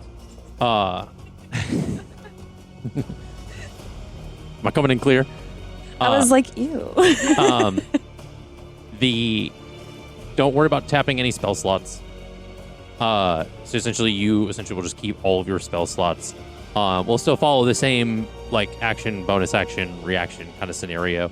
But as far as like, if you want to cast 2 levels, because if you get what, like 2 attacks, right, per action? Is that what your sheet says? Yeah. So essentially, if you want to do 2 leveled spells, do 2 leveled spells, like as count for like one of each of the attacks, right? Mm-hmm. Just because this is essentially as you stand with this glowing blue, he looks to you with a smile as he kind of like raises his hand and clenches his fist as this level of like lime green energy, almost kind of like same as what's happening to you, happens to him, but it's like he can turn it on and off in an instant.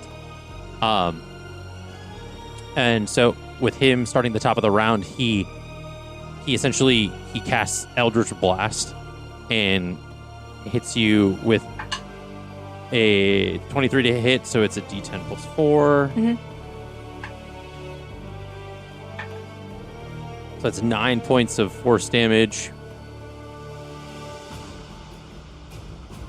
And then he is going to cast Witch Bolt in the same sense for his bonus action. So that's going to be a 24 to hit, so that's 3d12. You should use Witch Bolt more, Verity. I know, that's only at 2nd level. Can you upcast that? So it's 19 plus 11. So that's 31. 30. 30. 30. I don't 30 math points. And then he doesn't move or have a reaction, so that is going to be his turn. So go ahead. well. How far away is he? I'd say he's probably about 10 feet away from you right now. Okay, she's going to close that gap. Not a large balcony. And while she closes that gap, she's going to cast Divine Smite. Okay. She's going to keep in her mind's eye the conversation with Nylea Okay. the whole time. And then Nick gives me 1 extra. Mm-hmm. So it's So like it's dagger, 3. dagger. 3 Yeah. total. And it doesn't count as your bonus action to do that. Okay.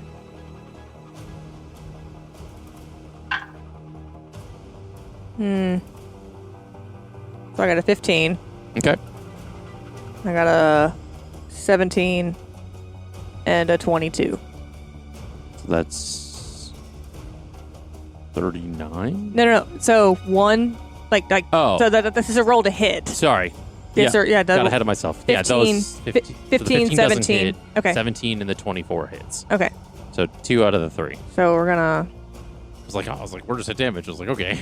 Okay. So I'm gonna roll damage, and then I'm gonna roll. Okay. The Divine Smite. Yep, because that is. Yeah. So that's 18 total for just the straight hits. 18 total. Okay.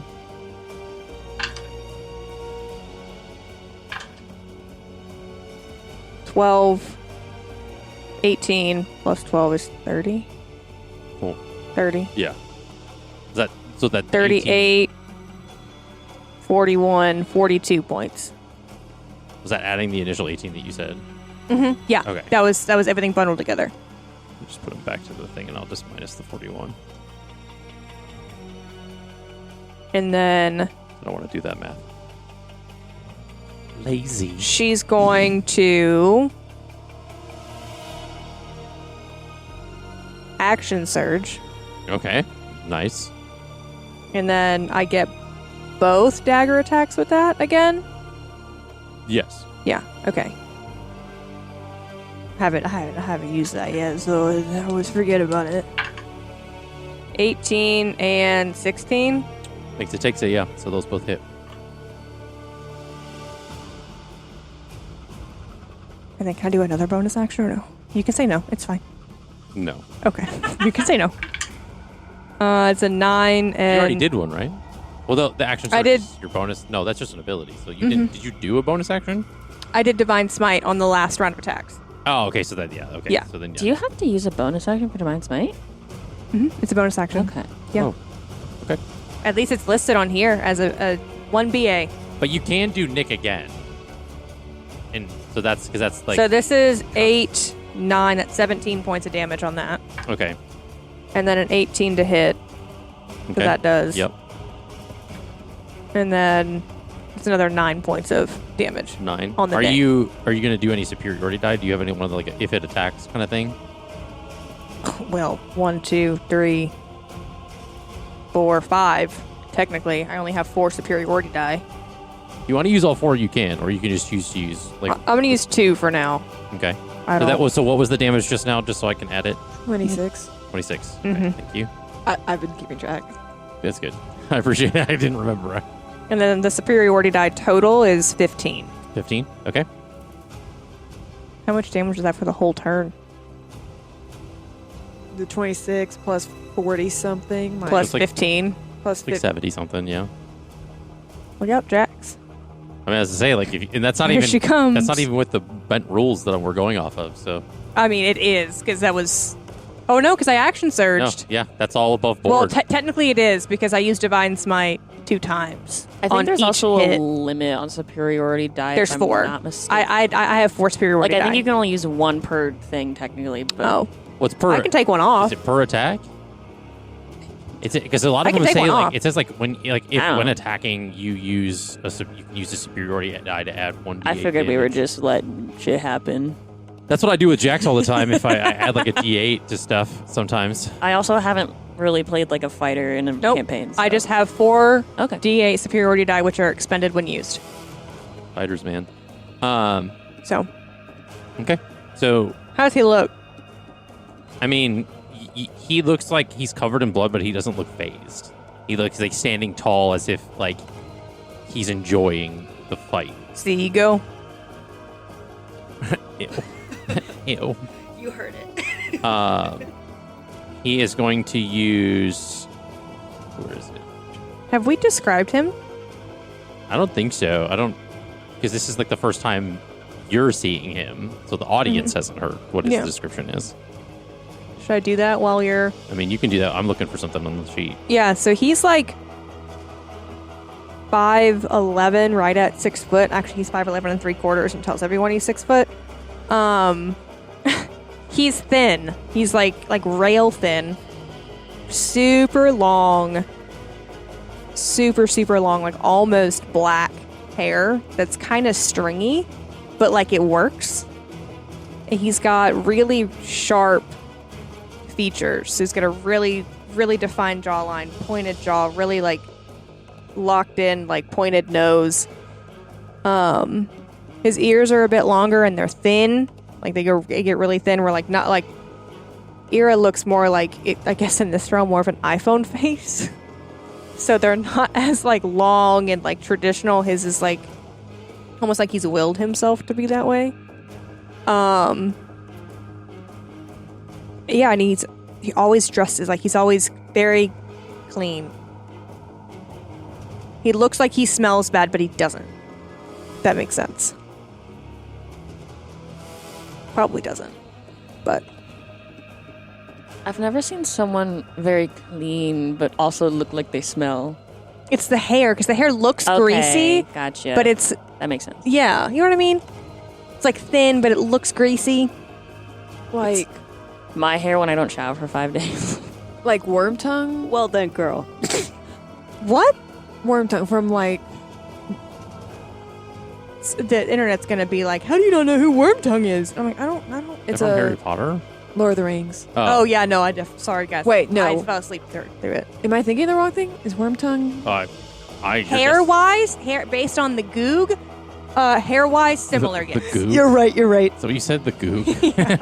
Let me make sure. Oh, the Yeah, it's- Google. Okay. I mean- I was like, what is? Is it I was like, is that a thing of his feature? Is a goog? Like, okay. So he's gonna use his Fey touched, Misty Step, and he's going to essentially use that trait to pop behind you. Okay. Now being within 5 feet of his ally, he is going to He was already within 5 feet of me. No. He's 5 feet of his ally now. The okay. Warforged. So that is going to be a dirty 20 to hit. And a 19 for the second one. And then he has Nick. So that is 24 to hit for that one. So all 4 of them hit. You didn't know this, but I had the shield fixed, and... Yeah, no, you didn't. No, you didn't. Not yet. Not yet, you didn't. It's 5, 7, 6... 18, and then he's going to do sneak attack on top of that.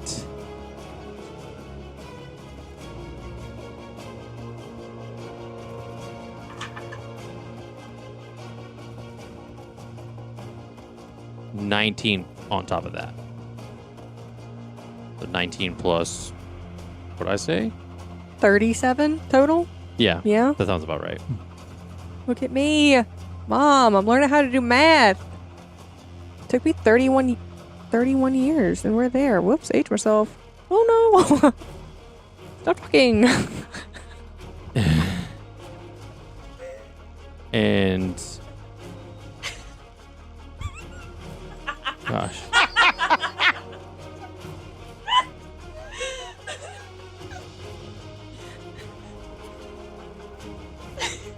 I don't know what's happening. Anyway. Just shoving the microphone in Caroline's Shove it in her mouth. Leave me alone. And so then he's going to cast as his bonus action. He's going to cast Moment to Think. And so everything around you, time stops. And so Does it work for both of us? Nope. It says when you cast a spell, you briefly stop time for everyone but yourself. You can take one additional action and move around in your space while no time passes for other creatures. That action can be used only to take the search, the study, or utilize action. Furthermore, you can't affect or damage any creature or object other than objects you are wearing or carrying. If an object leaves your hand, it also becomes frozen in time. This used to be a spell in D&D 5e. I'm like, did they rename it? Because it sounds exactly the same. I'm like, I'm just gonna say, before you do whatever you're gonna do, you want this to go longer. She has 18 HP. That's all she has. So if you want to keep having fun, do less than 18 HP. Okay.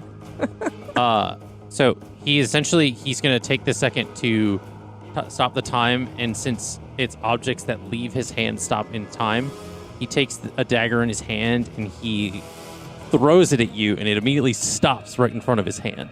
So it leaves his hand but stops in motion. And then he essentially goes, and then the dagger hits you as the time resumes. So it just like kind of came out of nowhere. And you're going to take an additional 3 points of damage. I didn't add like the +4 or anything. It's gonna be a lot more than that. Before I said I only had 18 left. I feel like you were gonna load that up with a few more things. No, that was it. He just essentially was just trying to do like a quick, like, almost like kind of like a fuck you to you, since he could like stop time and resume it.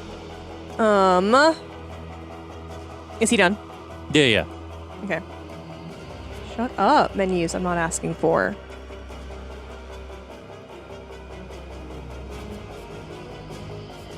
I don't know what that means. Okay. Verity, I need you. Hey, Verity, what are you doing? Come here. And he says, "Come on, Eira. You did better when we were children. You used to train with daggers all the time. You seem a little rusty." Yeah, well.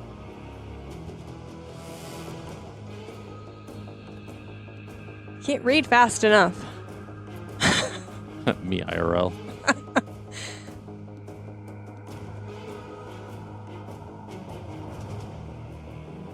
I would be ready. I'm enjoying the fight very much. You're on your way. Okay. watching it. Oh, okay. Slow-mo running. It's funny too because at one point, like everything stopped for a second, and then you guys like, what the fuck was that? Across the city. This.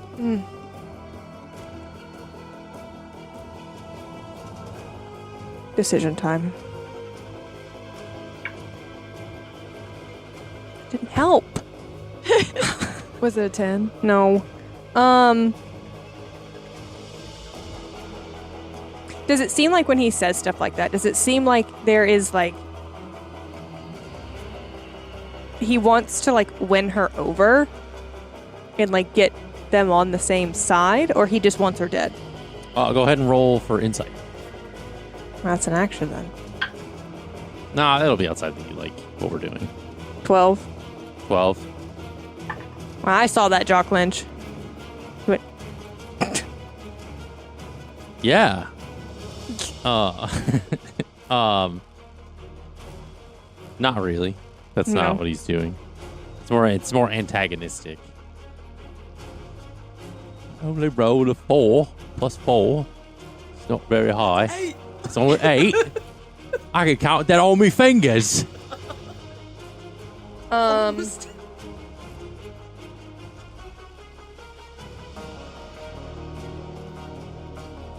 Genuinely, guys, I know all the things she could do, but I'm like, I want to do something really cool, and I don't have anything really cool because I already did all the really cool stuff. Anything you do is that cool. 71 was like a lot of your Like- bag of tricks. Like, how do I come back for like how to do more than that? Do it again. I can't do it again. Can't action surge again. Yeah, it's once. You only get one per long rest. Yes. Channeling my Nina. I need her.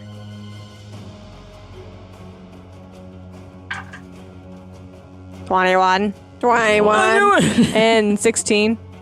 Those hit. 21 and 16, those both hit. You doing some daggers? Yeah. And then I Don't need. forget Nick. I'm not there yet. One thing. Good old Nicky. Who's Nick? Oh wait, that's 3d8. I'm divine smiting again. So that's for the first one. And then this is for the second one. 1, 2, 3. Boop, boop, boop, boop, boop. So we have 11, Okay. 13, 18. That's 24 points of damage with the first one. Are you using your superiority die to do that? No, that's divine smite with the 3d8. On top of your hit? Mhm. Like every hit? It's a bonus action. 9. Where the hell has that been? Shut up. 17. Shut up, Dad! 20. 24 points Nick of and damage. his brother with the Knack second. we're hired to kill someone in a rice field. 48. It's a knick-knack paddywhack. And then Nick's gonna miss. So that's 48 total damage. Oh, Nick. He Okay. tried his best. The joke is back. So you, with that, like those few slashes, you sense he like takes a step back, and the Marian power in both of you fade as he catches his breath and says,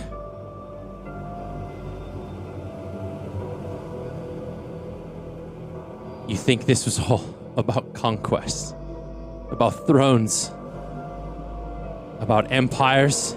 You still don't see it, do you?" And as the rest of the group finally catches up, so now Verity, Eliana, Sable, and Jax. I think when he says that, though, she's gonna look at it and be like, what the fuck is up with everyone telling me exactly what they mean and then saying later, that's not what I meant? You see that he slowly his hood's been up this whole time. And you notice that it hadn't really moved amidst like all the different fighting and stuff. Oh, it's not him. So he takes the hood off, and his shoulders begin begin to kind of tremble, not from weakness, but from something else. His voice shifts, proud, a little bit more slower and reverent now, but with a tinge of something else. His sickening crack as his head jerks unnaturally to the side. Do you know why I need the Tear of Mar? Why it was buried beneath lies and memory? Why every name that touched it faded from history like ash on wind?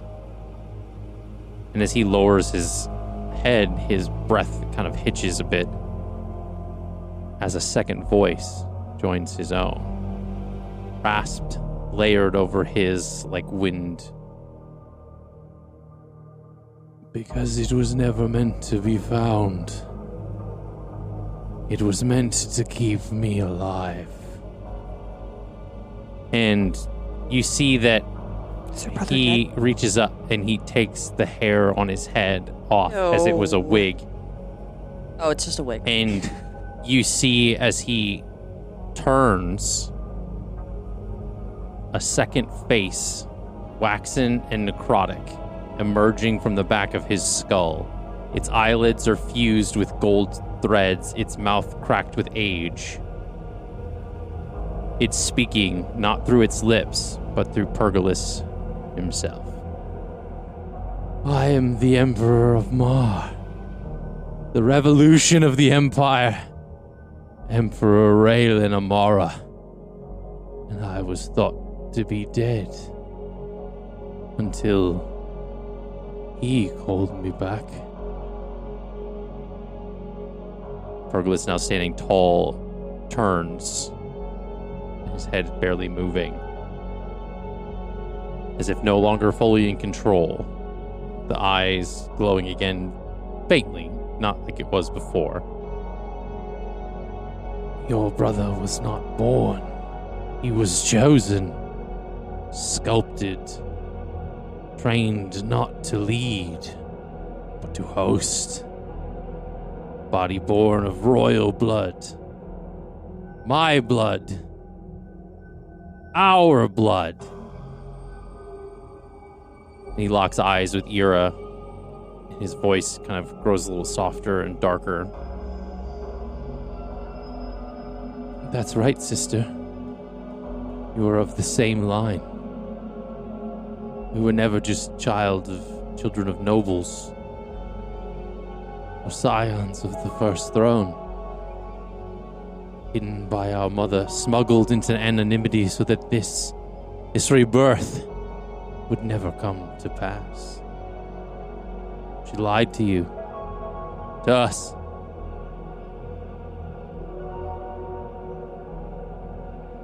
She tried to sever the chain of inheritance.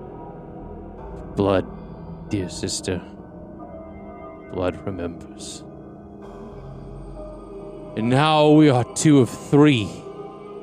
He my vessel, and you my key, and the tear my soul.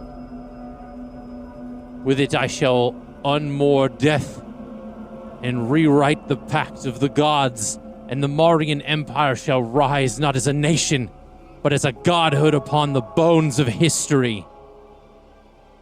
And Perilous steps forward as these, and he kind of takes his hand and this green, almost circular kind of arcane thing as he turns. These massive energy tendrils coil around the whole party. And as these kind of come up from the ground and grab each one of you, Jax counterspell. Jax begins to start shape-shifting almost frantically. It seems like he's shifting into different shapes and in sizes to avoid being grappled by the coils. And as Perry is stepping forward, he's kind of holding out his hands, and his ring kind of glows as a circle kind of forms on the ground and begins to glow, and the Warforged takes a step forward, kind of turning to follow behind Perry. Jax is able to escape the tendrils. And with a charging lunge, he holds his hand out and lands a massive blow on the Warforge's spine. And the lime green glow that was kind of coursing through the body of the Warforged shifts to blue as the Warforged looks around and says, Where am I? and he steps backward out of the circle. And Perry / the Emperor turns as the teleportation circle begins to illuminate, and he says, "Foolish worm," and holds his hand out and fires a spell at Jax. Jax is blasted back with a force as his body rolls across the balcony. He sits lifeless at the edge of the railing. Well, not lifeless, but motionless. Sorry. Got ahead of myself. That's a big difference. It's a big difference. That's a big difference. Perry, You said how? Say, I want to know how far I am away from this so is it, monstrosity of a living thing. you're probably like 10 or 15 feet-ish. Can I move? Not with being grappled by these tendrils, no. How do I get out of it? Perry essentially had fired the spell just as the circle kind of illuminated, and he disappeared, and the circle that was on the ground kind of like fades into this like green kind of dust into the air. Mm-hmm. And as he disappears, the Warforged kind of like moves back in this like tremble, almost like if it's like has an unnatural fear of just where it is, its own existence. And the energy kind of tendrils kind of slowly fade as you all are kind of like released. You kind of like fall to the ground as you kind of catch yourselves, because they were kind of holding you up like a little bit in the air. And now you are left on this balcony with Jax laying motionless across next to the railing. Eira's gonna sprint over to him and give her the full 30. Like, lay on hands. It doesn't work. Oh, Sable's gonna run over and try spare the dying? Yeah, I was like, Doesn't work. Is he breathing? Not right now. So he is dead then. Not necessarily. So we're on the balcony? Mm-hmm. What is the city doing? Is the siege still happening? You see in the distance, there is And what time of day is it? Sorry. it's like evening. Okay. You see in the distance, kind of in the sky, as you're kind of like looking at the city and kind of around, the other 4 airships are slowly approaching the city. oh, there's 4 more. They were the 4 that had left the airport when you arrived. Okay. Okay. Oh, no. Oh no. So these are the missing airships, correct? Along with the other 4 that Jax essentially took down above the city, yeah. There's 8 in total. Did your spare the dying do anything? I don't think so. Did yours? I was gonna try, but I was like, if yours didn't do anything. And she tries her spare the dying. Nothing happens. Flossidus! Caliph? Calling for The air is silent. Flossidus, where is he?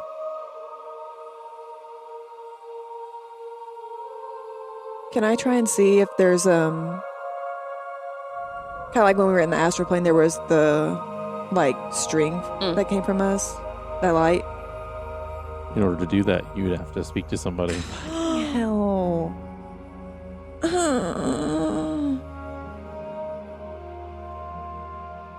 It sounds like 5th grade field day for him. I mean, there's just kind of endless souls down in the city for him to just Oh my god, you're feed so on. right. So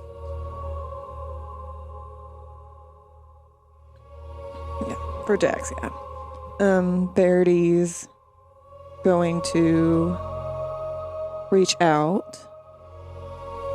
I'm in need of your service. Oh, really? help him. And she kind of looks to Jax. And how do you propose I do that?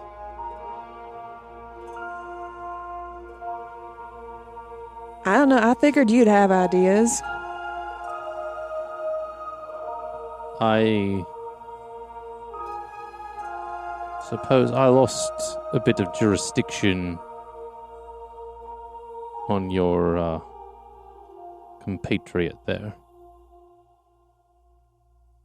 What's that supposed to mean? I don't know. Never seen this kind of magic before. Or at least not in a while.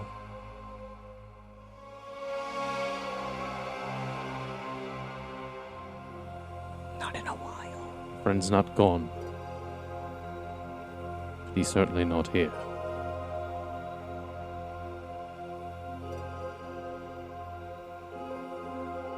Could he be in the astral plane? Like my friend was? No. I wouldn't know. And this isn't... We can't hear Erebus, right? No. The doors are unlocked. Doesn't mean I have to go out the doors. So, I would know if he's here or not.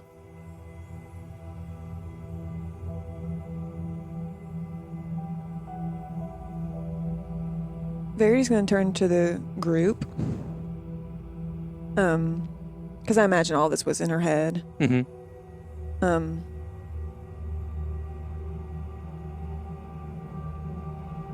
This is old magic, even like I assume oldest than Erebus can really remember. He can't do anything to bring him back. Was Poppy with the group when they came up?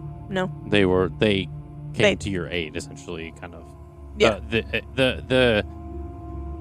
The running assumption would be that the rest of the people that are your friends and things like that would have stayed to kind of continue to help the city as they would come to your aid. Does it seem like things in the streets are calming down or no?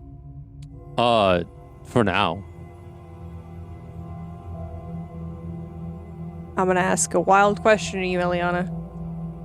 Mm-hmm. Can you wild shape into something that can get Jax? I'm assuming there's an infirmary in the palace. I don't think they would need to leave to go to the doctor. Mm-hmm. Down to the infirmary. There are clerics down there.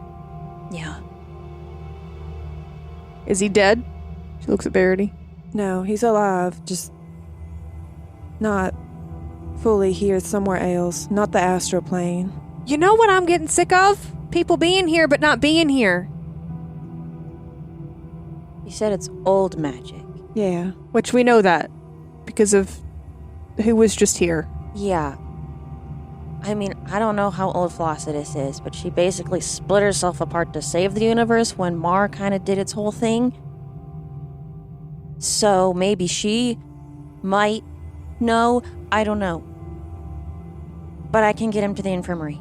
I need to find my parents. Okay. Because they're apparently dead, but I don't know that I believe that. I'm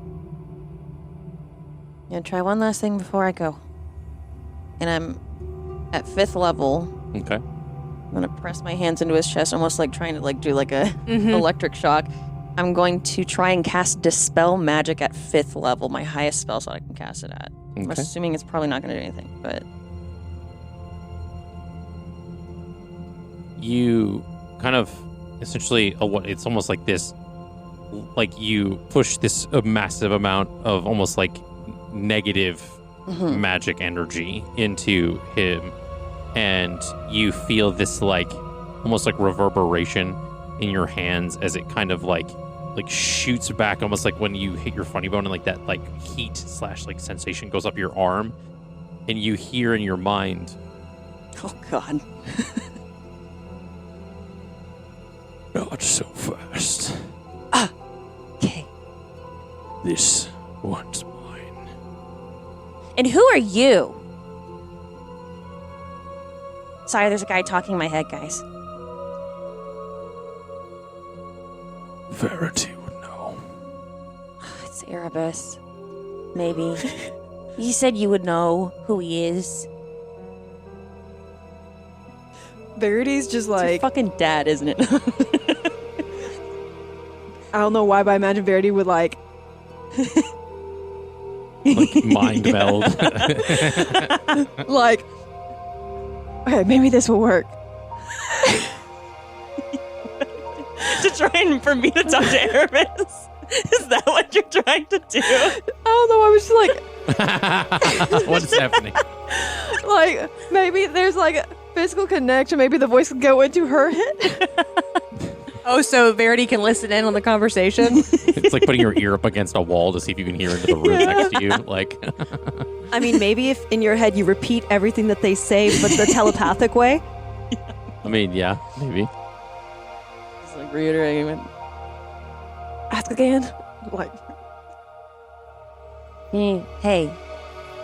I'm so casually Say what you just said one more time. The voice is gone. Yeah. It only appeared in the instance of you trying to use that spell. That didn't work. There's something that's gripping a hold of him. So he's not a corpse, right? So he's not breathing. Okay. There's no pulse, but his body is not getting cold. Okay. I mean, that would take time, longer than we've been here. Yeah. so is he in like a coma then? But like, you know, like when like a body starts like let's kind of start turning blue essentially over time, right? But there seems to be even somebody of like your persuasion with like the grave kind of cleric and stuff. Something's missing. Okay, so Sable can probably feel like her circle of mortality is not going to work. She's not going to be able to pull him out of it. Okay. What does Circle of Mortality do? I just restore maximum HP with my dice rolling. Okay.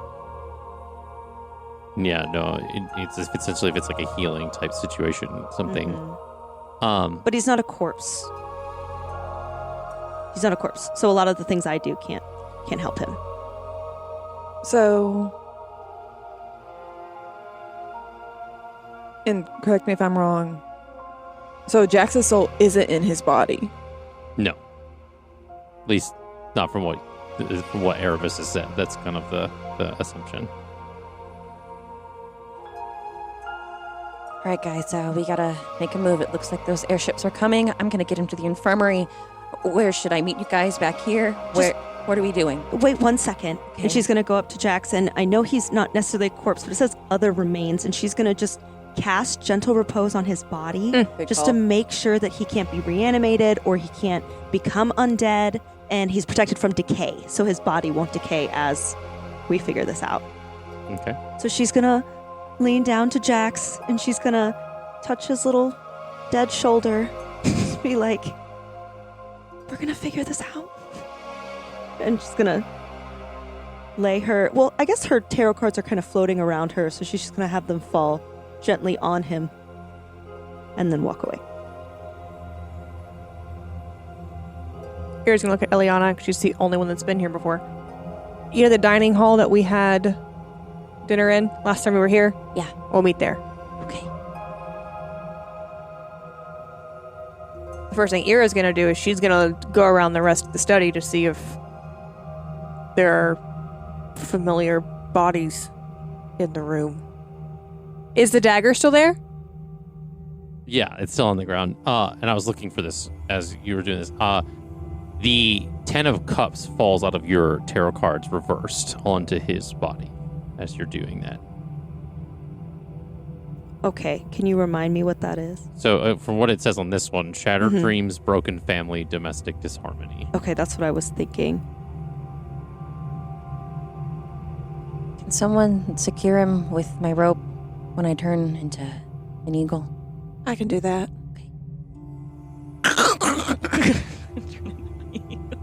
Do I need to make any rolls It's for... always so violent. It's very violent. It's nature. That's beautiful. Yeah. Do I need to make any rolls for tying or just... Give me a sleight of hand check. That one? I got it. You go ahead and make a sleight of hand check. I have a +8 to that. Falls but- off. She's a rogue and has such a plus to it, so it's not as good either.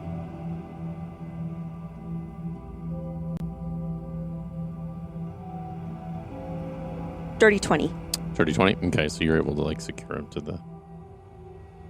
Sable was less You're a giant. emotionally You couldn't invested. just, like... That's not true. I wanted to be like gentle. Oh, okay. but That's yeah, fair. kind of. Also, if I have to land, Oh, yeah. I land with my that's true. feet. Um, Step on him. So he ties him to your back, right? And you're able to kind of like fly through the castle to the infirmary. I'm gonna have you make an investigation check to look around, like you were.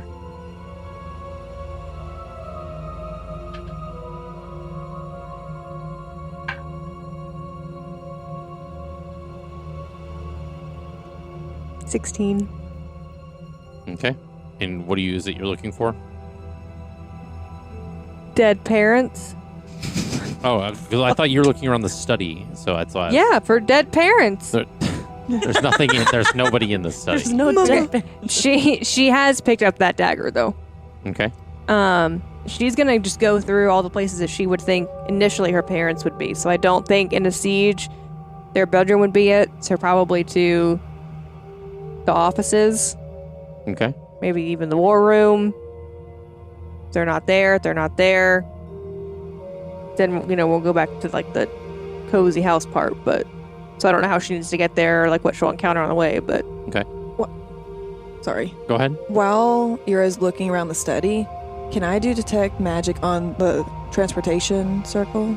Like the remnants of where it was. Yeah. Yeah.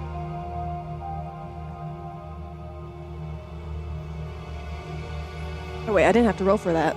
I'll say no. No, you don't. I was just letting you roll with it and see.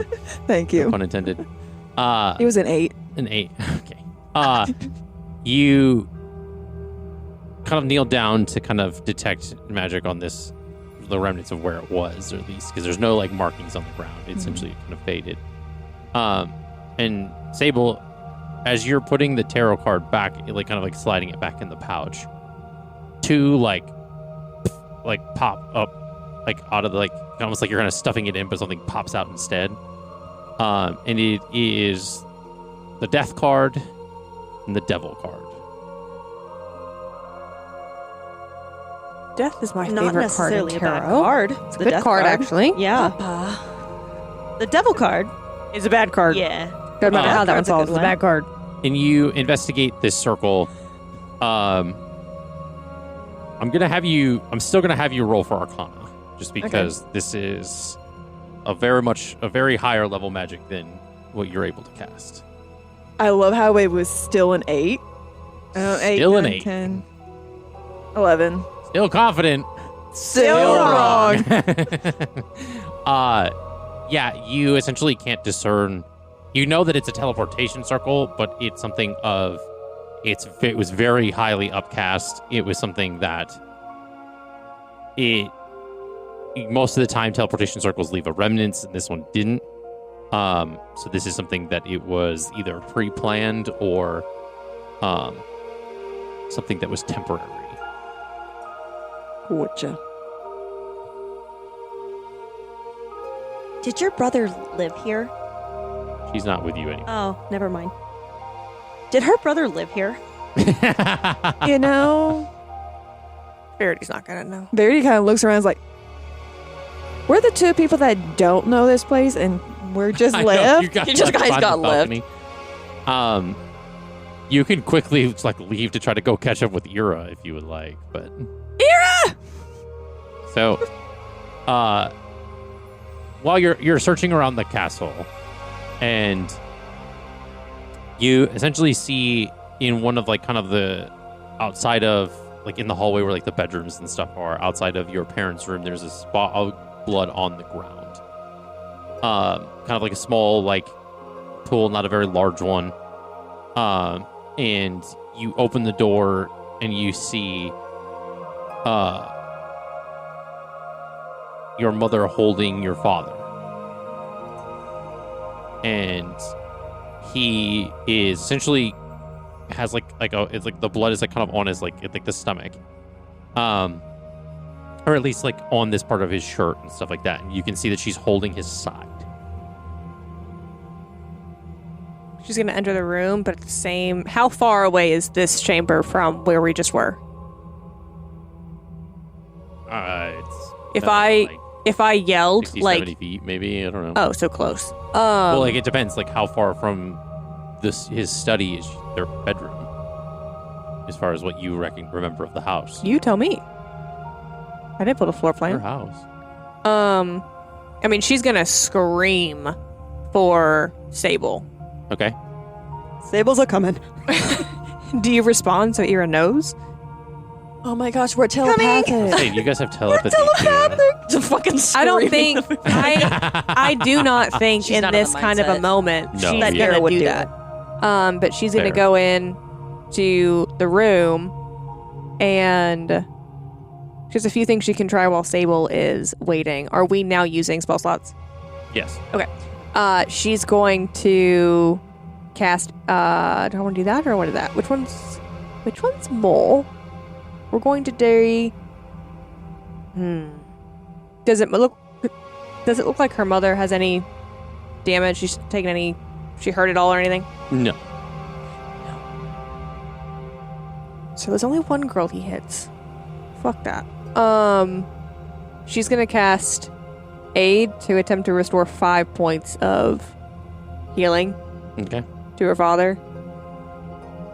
And then the full...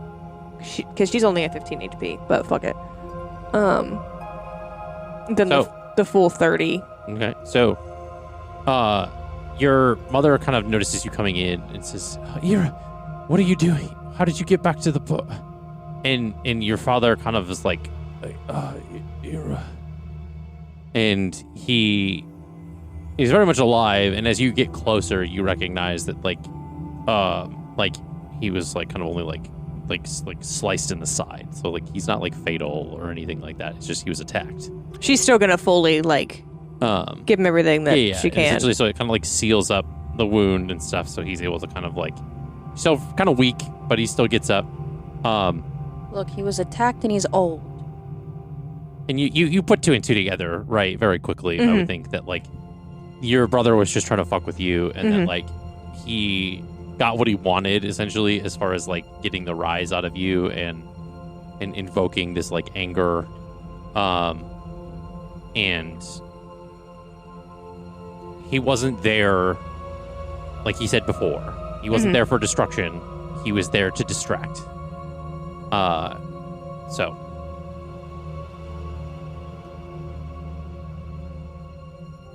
Hello? Is Perry still here? No, he's gone. And he has the old emperor living on the back of his head? You wanna tell me why he's telling me that you're not my father? Vader?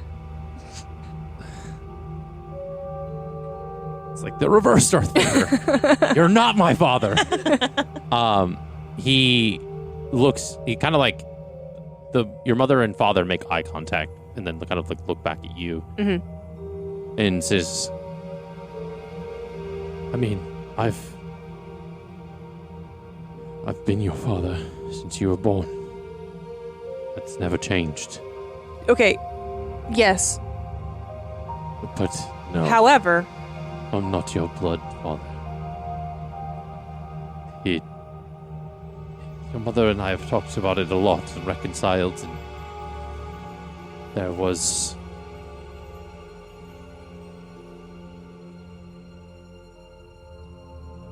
a situation where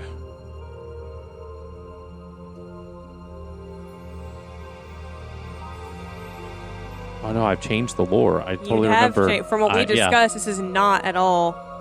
I gave a twist to be honest, myself. as player, I'm not okay with this decision because of what we've discussed behind the scenes. Like, how does the grandma but factor into that? right. Well, Do we need to retcon? no. In the speech, he didn't say that he was your father. He just said that you were related.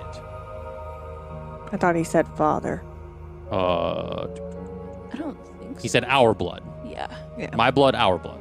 Okay. So she's gonna assume that. So let's retcon that a little bit. I'm gonna fix this. He says I'm gonna fix your father, your mother and father, your mother and I have talked a lot about telling you this. There were some things about your grandmother that we tried not to make a big deal in our family, not to affect our lineage, but your mother is the daughter of the Emperor that destroyed Mar. Then why isn't he coming for you? She's looking at her mother. Because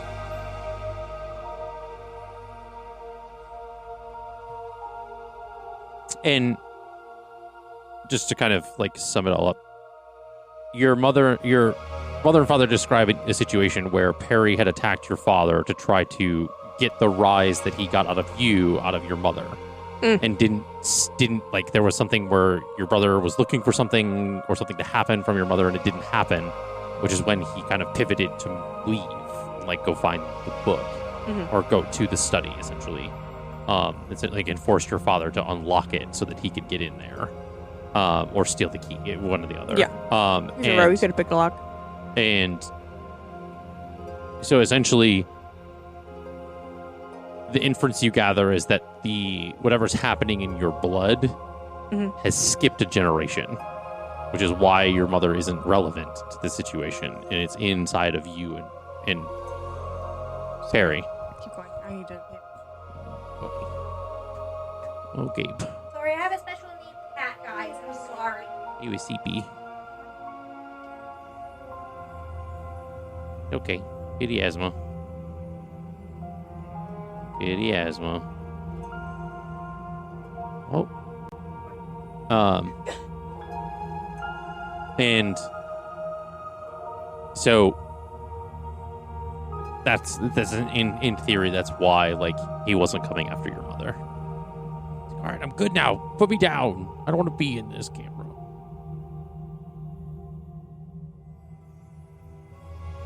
Okay. So yeah. Sorry, I have priorities. No, that's fine. Keeping him alive is, a little higher than this. Sorry, guys. Now Gabe has appeared at the table. He looks like he's saying thanks, Ma. He's like stretching and living on the door. And why was that not relevant information? Because I've been attacked several times. I've been kidnapped, almost killed a few times. I'm assuming Sable and Verity are like here for this. Yeah. I don't know if like they had caught up essentially amidst like that explanation. I don't know if either one of you chime in or what, but so like it would have been super cool to have like known this information. Well, it wasn't something that your father and I seemed. We built a life in a separation from the Empire, and we didn't want that to be affiliated with us anymore, given the state of things. And if the Tons were, well, not the Tons, that it would have been something that the people may not have rallied behind us in. Well, you know how illnesses and things run in families, and how it's important for younger generations to understand the ailments of the older generations, so when they go to a healer, they can give a full family history on what's wrong so they can be properly diagnosed. I feel like this is a proper example. The education of medical history, folks. That's how I found out my dad was a sperm donor. Fun. We are just sharing so much information about ourselves tonight, guys. So, in theory, Eliana? No. it's something that I would think that your parents didn't know. What do you mean? They're What did they find out? they knew as far as like this, like the thing that's going on with your blood and things like that. That was something that they were not aware of. Okay, but like the whole like your bloodline, yes. Like, I'm sorry, the 23andMe does not exist in Aarencia. It's their mom though. So it's something where you gotta give me a history check. I'm not just gonna keep doing this. You don't get this for free. Why not? 23. So, I mean, you understand the societal implications that 23 and me. The societal implications of that being Marian was something that like it was. If anything, the worst that could happen is I'd be crazy. People didn't like Marians. They blamed Marian elves for what happened to the realm. Yeah, but they couldn't. And in the people from the Gallade Mountains and all of the refugees from Mar that came to Port of Mar to settle there would not have followed your parents or... Yeah. What Eira's getting at is her being told about her lineage. Not everyone else in the realm knowing. Past, some people don't want to dwell on it. They wanted to move forward. She vehemently disagrees with her parents' poor decision making, but it's fine. They're living life for the first time too, so it's okay. I mean, what is life? Like, I mean, we live in a society. They're boomers. God bless. Okay. They're not boomers. They're progressive boomers. They're like 300 years old. They're more than. They're progressive boomers. Technically, they're like older than that.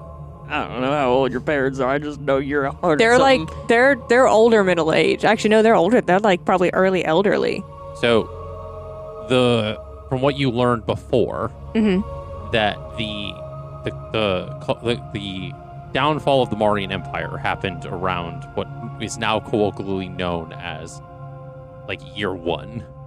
This is now the year 1122, and your mother was a young girl when this like happened. Perry was alive. Well, I guess like equivalency of like early to late, early adulthood, early 30s, late 20s. Like, damn, had your brother young. Yeah, this girl's succeeding the elven lifespan. She's thriving out here. Marian elves, man, it's a different steed. And so, like, there's a thing where like it was something that they just tried to erase from their lineage and just erase from history in order to forge anew, which is what the Tons and, frankly, the Port of Mar was founded on.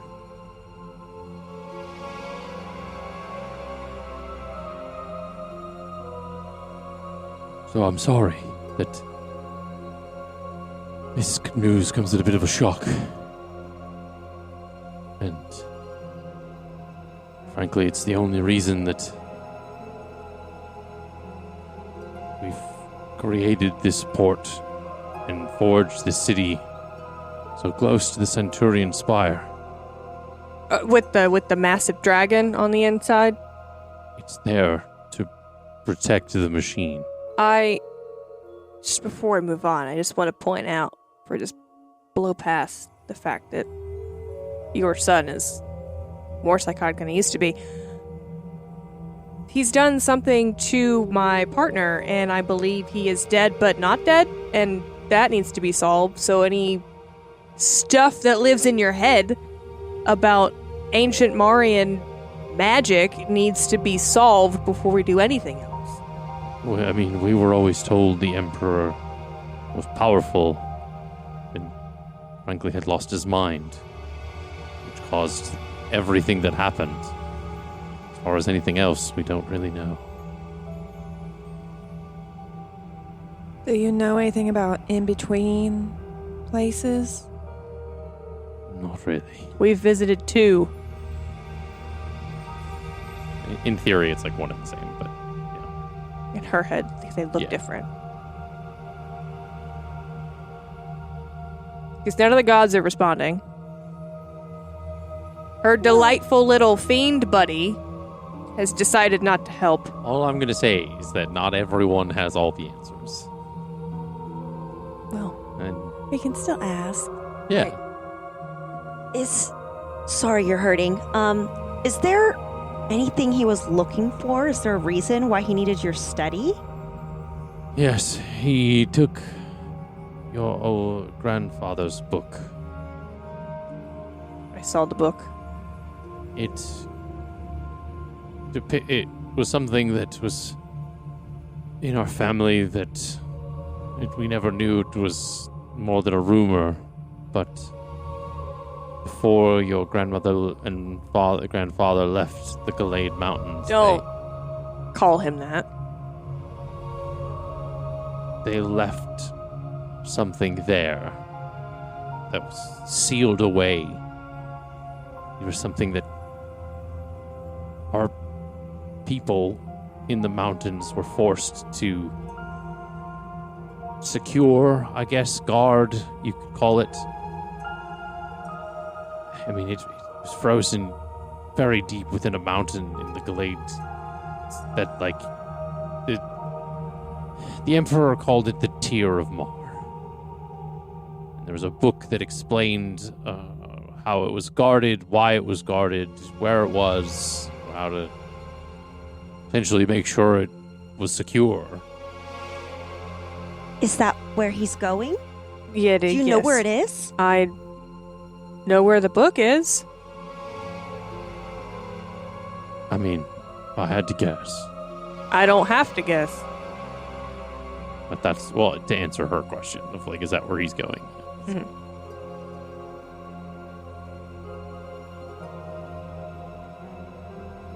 This is Sable, and this is Verity.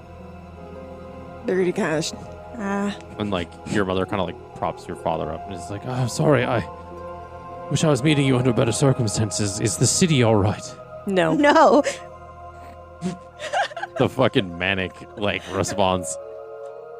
You've had 4 different airships fall either in the harbor or directly on the city.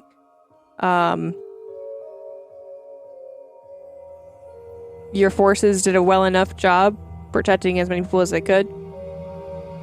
I don't know what the losses are. Are you in any condition to clean this up, or do I need to stay back and handle this myself? I can try to muster my spirits, but... And he tries to, like, stand, and, like, your mother She's kind of talking to both of them. Because her mother is not just some little cute housewife. No, yeah. I have to tend to your father. I can't risk anything happening to him. I mean, I know you healed him, but I need to get him down to the infirmary. Make sure Put that him he's next good. to the changeling.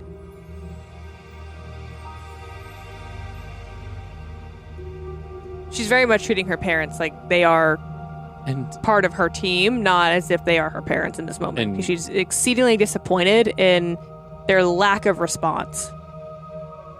to what? Just how the whole thing has gone. Like the city? Mm-hmm. I mean, She would that's not fair she wouldn't from her perspective. she'd hoped that, like, they would be down protecting the city with the people, not holed up in the house where her brother would have had a chance to get to them. Again, that's her perspective. yeah.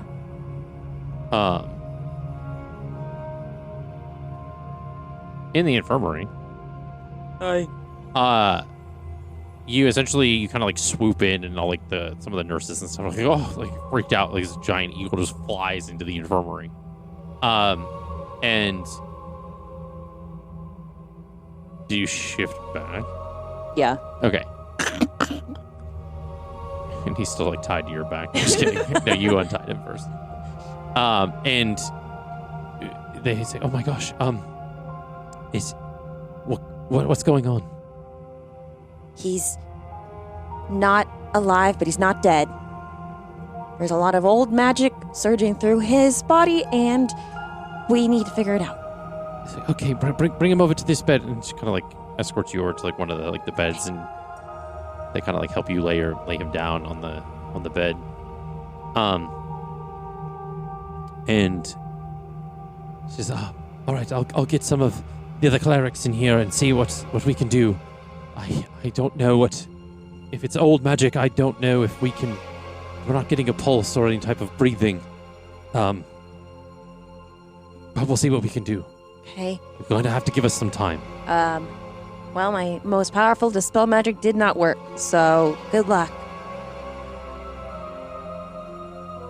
And kind of like nod in this like silent kind of agreeance of like, we're going to do our best. I'm gonna like look out the window to like look at the impending doom outside. Like, is there a direct threat coming for the infirmary? Not for the infirmary. Okay. The airships are very like still slowly approaching, if not like very close to like being over the city.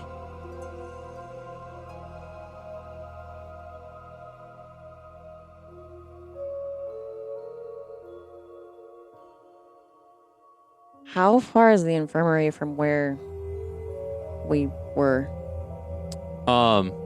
It essentially is, I want to say like, I would think it'd be on like the ground level. yeah, it was like a couple floors below. Like, you know, you'd have to like.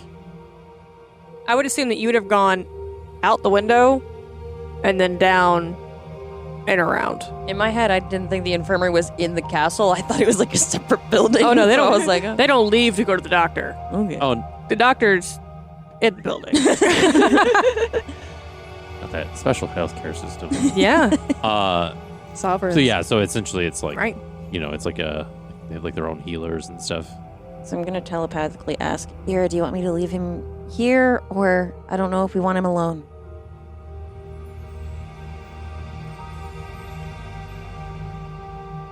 When in the conversation with her parents does that happen? Kind of at the end. Like your mother and father essentially are leaving to like walk down to the infirmary. Ira's gonna send a message back and just says, I'm on my way down. Okay. So she's gonna walk down with her parents. Okay. After a brief bit of time, you all kind of convene in the infirmary. The other like some of the like nurses and clerics and stuff kind of rush over to like your father and kind of bring him to another bed, and your mother kind of like is talking with the nurses and says, "Okay, I need to get out there. This isn't over. I've got a lot more work to do." And she kind of like leaves in a hurry, essentially to go kind of like suit up, in a sense. Are you okay, Ira? Yeah, Ira, you don't look so good.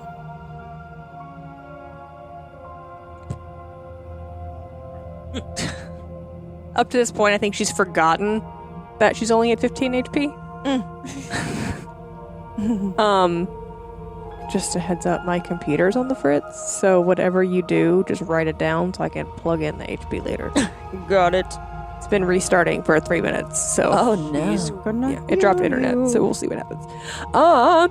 Yeah, so she's like forgotten. I think that she is gonna go over and like, none of you were here for this. Ali G was. Eliana was not here for this. Hey. There was one other instance of Jax being in a hospital. Yeah. Yeah. And so I think Ira's just gonna go over and sit on the bed and just like looking down at him. I think she's gonna like take off her like weaponry for a second.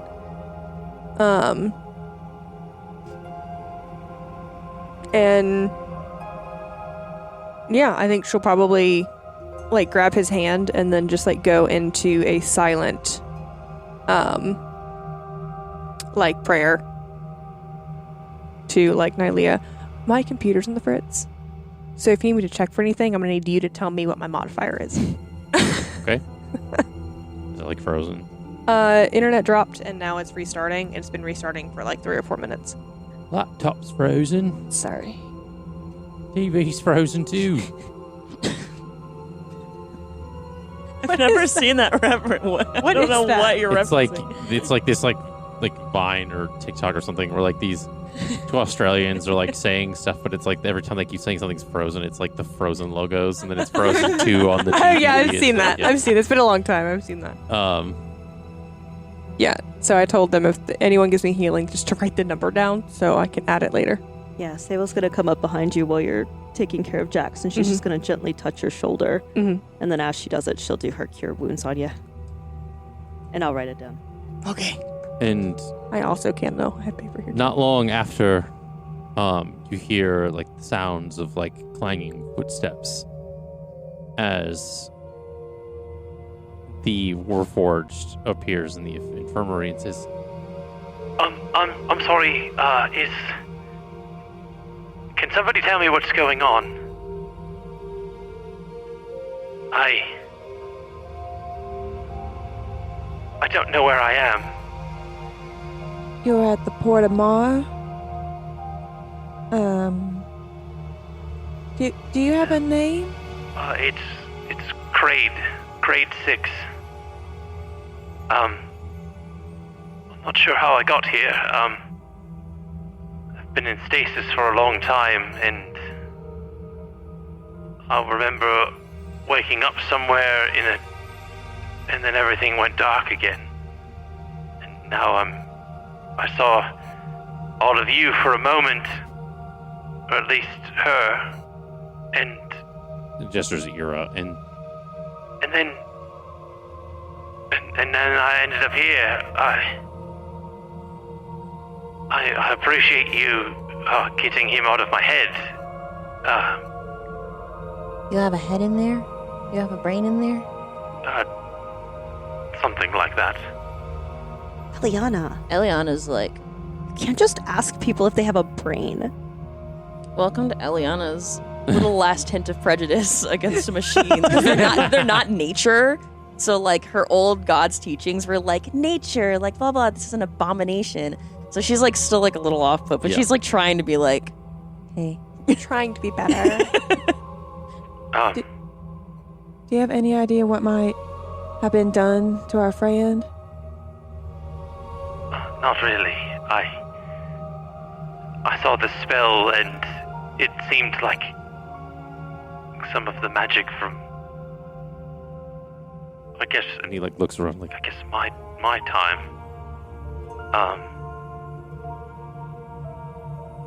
But I hadn't seen that in well over 1,000 years.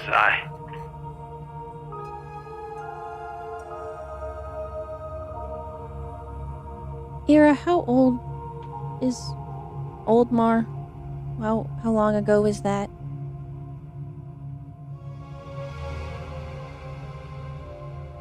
what'd you try to roll? Insight. No, okay. I'm sorry, I was thinking. 11:21. That's not what I was thinking about. The Tear of Mar, what do you know about it? I mean, that's... How do you know about that? The 1/1s that were controlling you are likely headed there. So I would like to know what you know. Do you know where it is? What is it? I mean... Where is it? Can you take us there? Us of the Marian Warforged army only knew of its existence and that we would need to protect it at a moment's notice, but I've never been there myself. Well, it's about time for you to protect it. I mean, the last one left, I don't even know if the rest of my comrades are alive. I'm surprised that I'm even here, to be honest. One way to find out. To be honest, sorry to be a little cold. You seem actually very nice. However, he's dead, not dead. World might be ending. World could be ending. If we don't stop the people from getting the tear. Can I call you Kraid? Or do you prefer your full name? That's fine. Kraid. What about 6? On your 6. It's fine. Got your 6. I apologize for any harm that I've brought to any of you. Did you do it intentionally, or were you under some kind of thing? I don't remember anything. Then we're good. I mean, by design, I'm supposed to protect Marians, not hurt them. Do I trust this? Is this the same Robot. warforged that fucked my shit up? Yes. I'm like, I think it was the same dude in the cave. Yeah. So, just so we level set, you did almost kill me a few days ago. Oh my, I'm sorry, I didn't. Don't blame yourself, Craig. Crade, dear. Crade, dear. Craig. Like cradle, but without the L. Don't blame yourself, Guy. Do I sense sincerity from this man? You can roll an insight check. Yes, thank you. I tried, I got a natural 1. You know, mine's not great. It's only... What's my insight? Oh. Is it a +8? Or a +5? Sorry, guys. We're still... That's a plus 12. +4, so a 16. 12, 16. Already doesn't know. I'm going to use my heroic inspiration. Say none of you use that in the entire, like... Natural 20! Nice. He is sincere. It's very much the cross between... you'll know this reference. I don't know if anybody else at the table will, but the cross between C-3PO and E2S2 from Acolyte. No. Andor. Jesus. I got my Star Wars shows mixed up. Well, one thing is for sure, this mechanism is not lying to us. By the looks of it, neither are you. Or you. Has it run its course yet? By my analysis, you have probably another day and a half. Oh, I don't like this. Eira likes him. A day. Can y'all not? I thought It's it still- was no. 3 days. It hasn't been 3 days. I think it's been. Has it not been 3 days? I don't know. I don't think so. When you guys were in the airport, you're like, I can't lie. Yeah, because that was day 3. No, it wasn't. No, it was that was day like 2. day 2. They do. So this is day 3. Yeah. Oh, well, no, this is the other half of day 2. Day 2, yeah. And Day so 2's been super said it was long. the The evening. journey of the thing felt like 8 hours, We but just in gotta theory was recharge. only like 20 minutes. Oh, I In was real thinking time. of the long rest, so I was like, oh yeah, she totally slept 8 hours. That's So, why, but- question for you, Crade. Are you down to maybe escort us back to the deceased continent of Mar? To where I assume you've been trained to protect this tier of Mar? If you've been trained or have been instructed to protect it, then your source code should know where it is. Well, it's a little bit more complicated than that, but I do know where it is.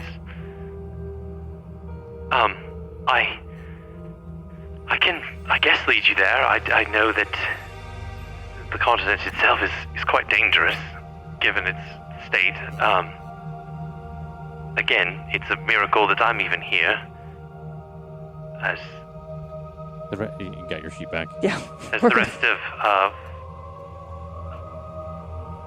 us, or were either destroyed in the wreckage or a part of some ruin somewhere. And he like looks down and he kind of like examines himself and says, and he very much like has another like reconstructed arm, like after the one that like Jax kind of broke. And he says, I guess I've been through a lot of the years haven't been kind to me, but I'm still in sort of one piece. Eira's not going to tell him that the one that's dead, not dead, did that to him. if anything, he probably would be grateful though, because he's the one that freed him. Well, like ripped his arm off Oh, a few days before. And you said you sensed the magic on our friend Jax. Can you remove it? Or do you know how to? No, I can only sense a lot of my systems or my mind can assess a lot of people's medical states and magical compositions. What? Can you check Verity? Why me? I mean, she's fine. She's just a normal tiefling, I think. Well, not in the eyes. Are you full tiefling? No. Half human. Interesting. I was more so thinking about Erebus, like if he's still in your system, but... Oh, I can't determine that. Why I don't is that deal interesting? in religious... Well, human and tieflings don't often reproduce. It's at least unheard of in my day and age. Nothing wrong with it. It just doesn't usually end well. What does that mean? There's a lot of complications that come with it. Especially if your mother was human. Can I connect the dots from the, like, black magic pumping through her mom's veins? Like, this might be in connection to that when I was assessing her mother. Yeah, you can make a history check and see. It's just a 13.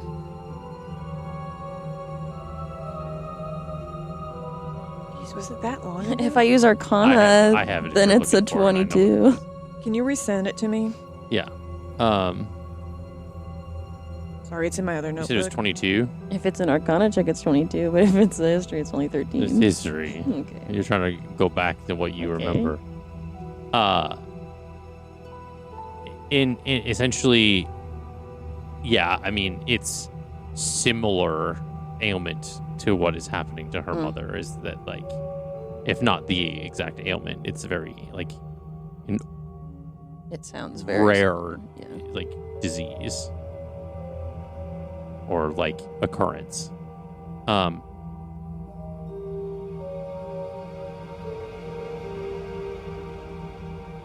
don't know anything other than that, but I guess it's a feat of nature if you're here and heaven forbid something happened to your mother. If it did, I'm sorry. She also has a sister. There are two of them. Oh my. I hope your parents are okay. Father is in question. I've been told that what she has is insert name here. Oh, you don't know. No, Erebus told her. Yeah. Oh, yeah, he did. That's why I was trying to search for the name, and I it's- couldn't find it. And it's Hell's Paneltar Infertanis. That word. It's Hell's Spinalter Infertanis. Gesundheit. She has that. Yes, the sickness where a human who births an infernal child begins to burn too hot on a cellular level, slowly diminishing as a human, essentially burning from the inside out on a cellular level. Did you know any of that? I did not. Is there a cure for this? I was There told. wasn't when I was around. I don't know how much medical science has came in since then, but... Or magic, for that offer, there's still magic. Do you all have access to things, or that of the weave? Most likely not as powerful as it used to be, but yes. The weave? It's like a magic, like... It's the ley lines that flow through the universe. Oh, okay. I know what ley lines are. I don't know what the weave was. It's in D&D. It's called the weave. didn't Essentially, know how they weave together. We were basket weaving or what? Well, if you had have gotten far enough in Baldur's Gate, you would have known Gale references it quite a bit. Yeah. Yeah, he Little does. Sorry, I have a life. I hate Gale. I know. Freaking love Gale. I love him so much. opposing sides. Well, I guess not all hope is lost. Well, the reason we still have magic... Do you know of Flossidus? Was that her name back then? Sorry, nothing in my recollection. Well, so the goddess that I worship, she basically disrupted the big quarrel that the gods were having about trying to restrict the magic because they didn't want it to happen. Like, do you know what happened to Mar?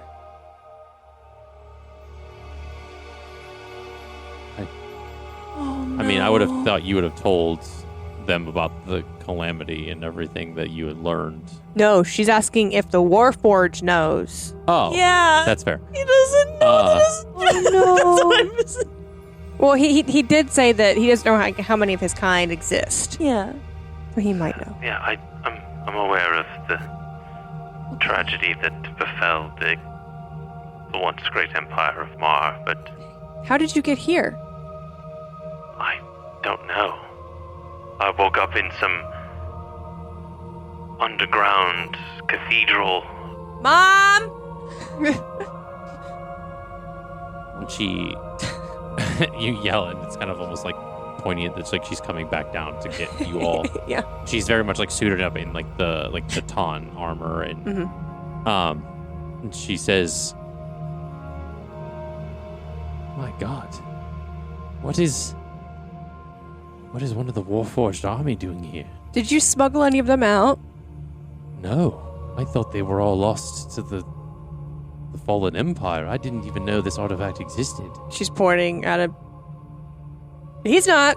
And he looks at your mother, and there's kind of like, Does he it's kneel? almost like this instinct of like, yeah. And he's like, Your Highness, it's good to see that you're alive.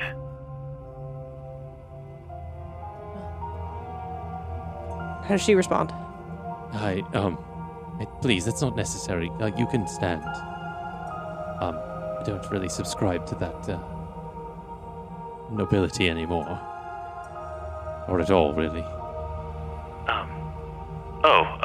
I'm sorry. I didn't mean to offend. It's just sort of instinct. It's a lot of features and. There's a lot of features in the mother that resemble that of the Empress. So the grandmother was the Empress. No. Well, sorry. I'm getting ahead of myself. I'm trying to mix too much shit. Don't blame me. There's too much lore in my head. No, he just recognizes the bloodline. And that's what that meant. That's what I meant. She has her father's nose.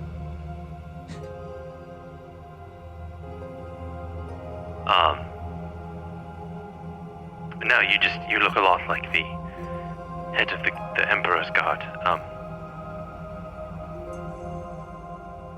But at least it's good to know that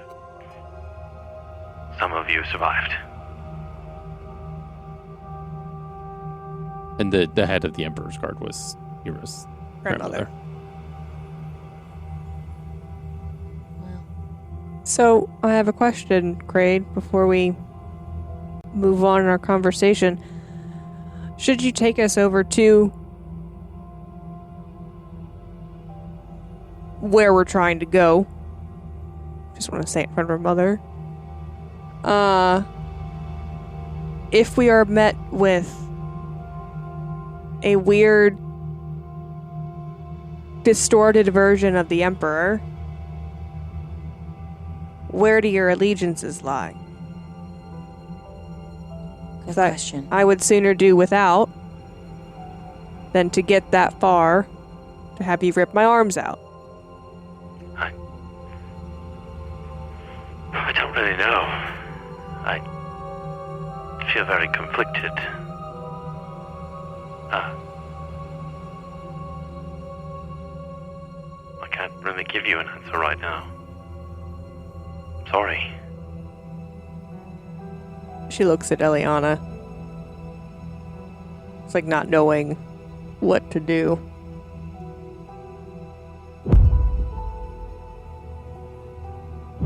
We gotta go. We're just gonna leave him here? And this is your mother. Like, we don't have any other choice. We have to stop. There's more airships in the airspace around us. Sorry to break it to you there, Ma, but he's the one that took out the first 4. Well, then I think We don't have the skills to take out the other ones. I can certainly try. we're just going to have to try. Your friend is right. I saw what he did. Maybe I can try it. I'm just not very strong. I can try and help you. You're not very strong either. None of us are strong. I'm kind of strong. Okay. Okay, but both of Story about the magic for another time. All right, guys, what's the plan? And the mother's like, all right, let's walk and talk. Come on, we need to go. The fuck is Dawn? Yeah. Go ahead. Okay. Having both of our healers away is probably not the best idea. What do you mean? Oh, You heal us, Sable heals us. Having both of y'all gone, Then you go with Eliana. Or why don't we all just or go you together? go with How do we get up there? Turn into an eagle again. I mean, we can all try and take them out together. Ma, Power in numbers. you've done this more than I have. We're going to have to figure this out. And And I'm asking for you to tell me what to do. I don't know. I have to assess the situation. I haven't seen outside. I just know that they're here. And you guys make it out like the front door of the castle, and you see that the 4 airships essentially have slowly kind of like descended upon the city.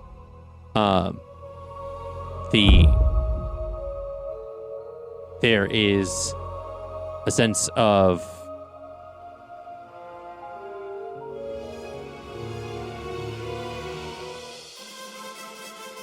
that's such a weird there we go. I was like, what the fuck was that? I mean, We're the going to whole a time horse before, race. I thought the music was doubling a bit, so I was like, what's happening? And you see that there's alarm bells of just this destruction kind of happening again. And you hear in the sky this sound of rolling thunder. But there are no clouds essentially in the sky as the sun is beginning to setting.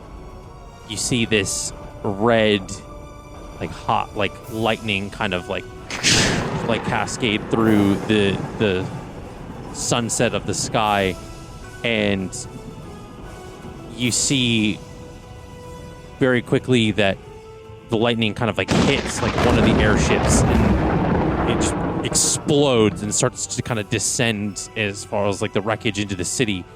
Another fireball kind of emerges as it blows through the side of one of the other ships, and this a massive kind of spark of lightning kind of hits another airship, and then the other flies through straight from nose to tail of the 4th ship as this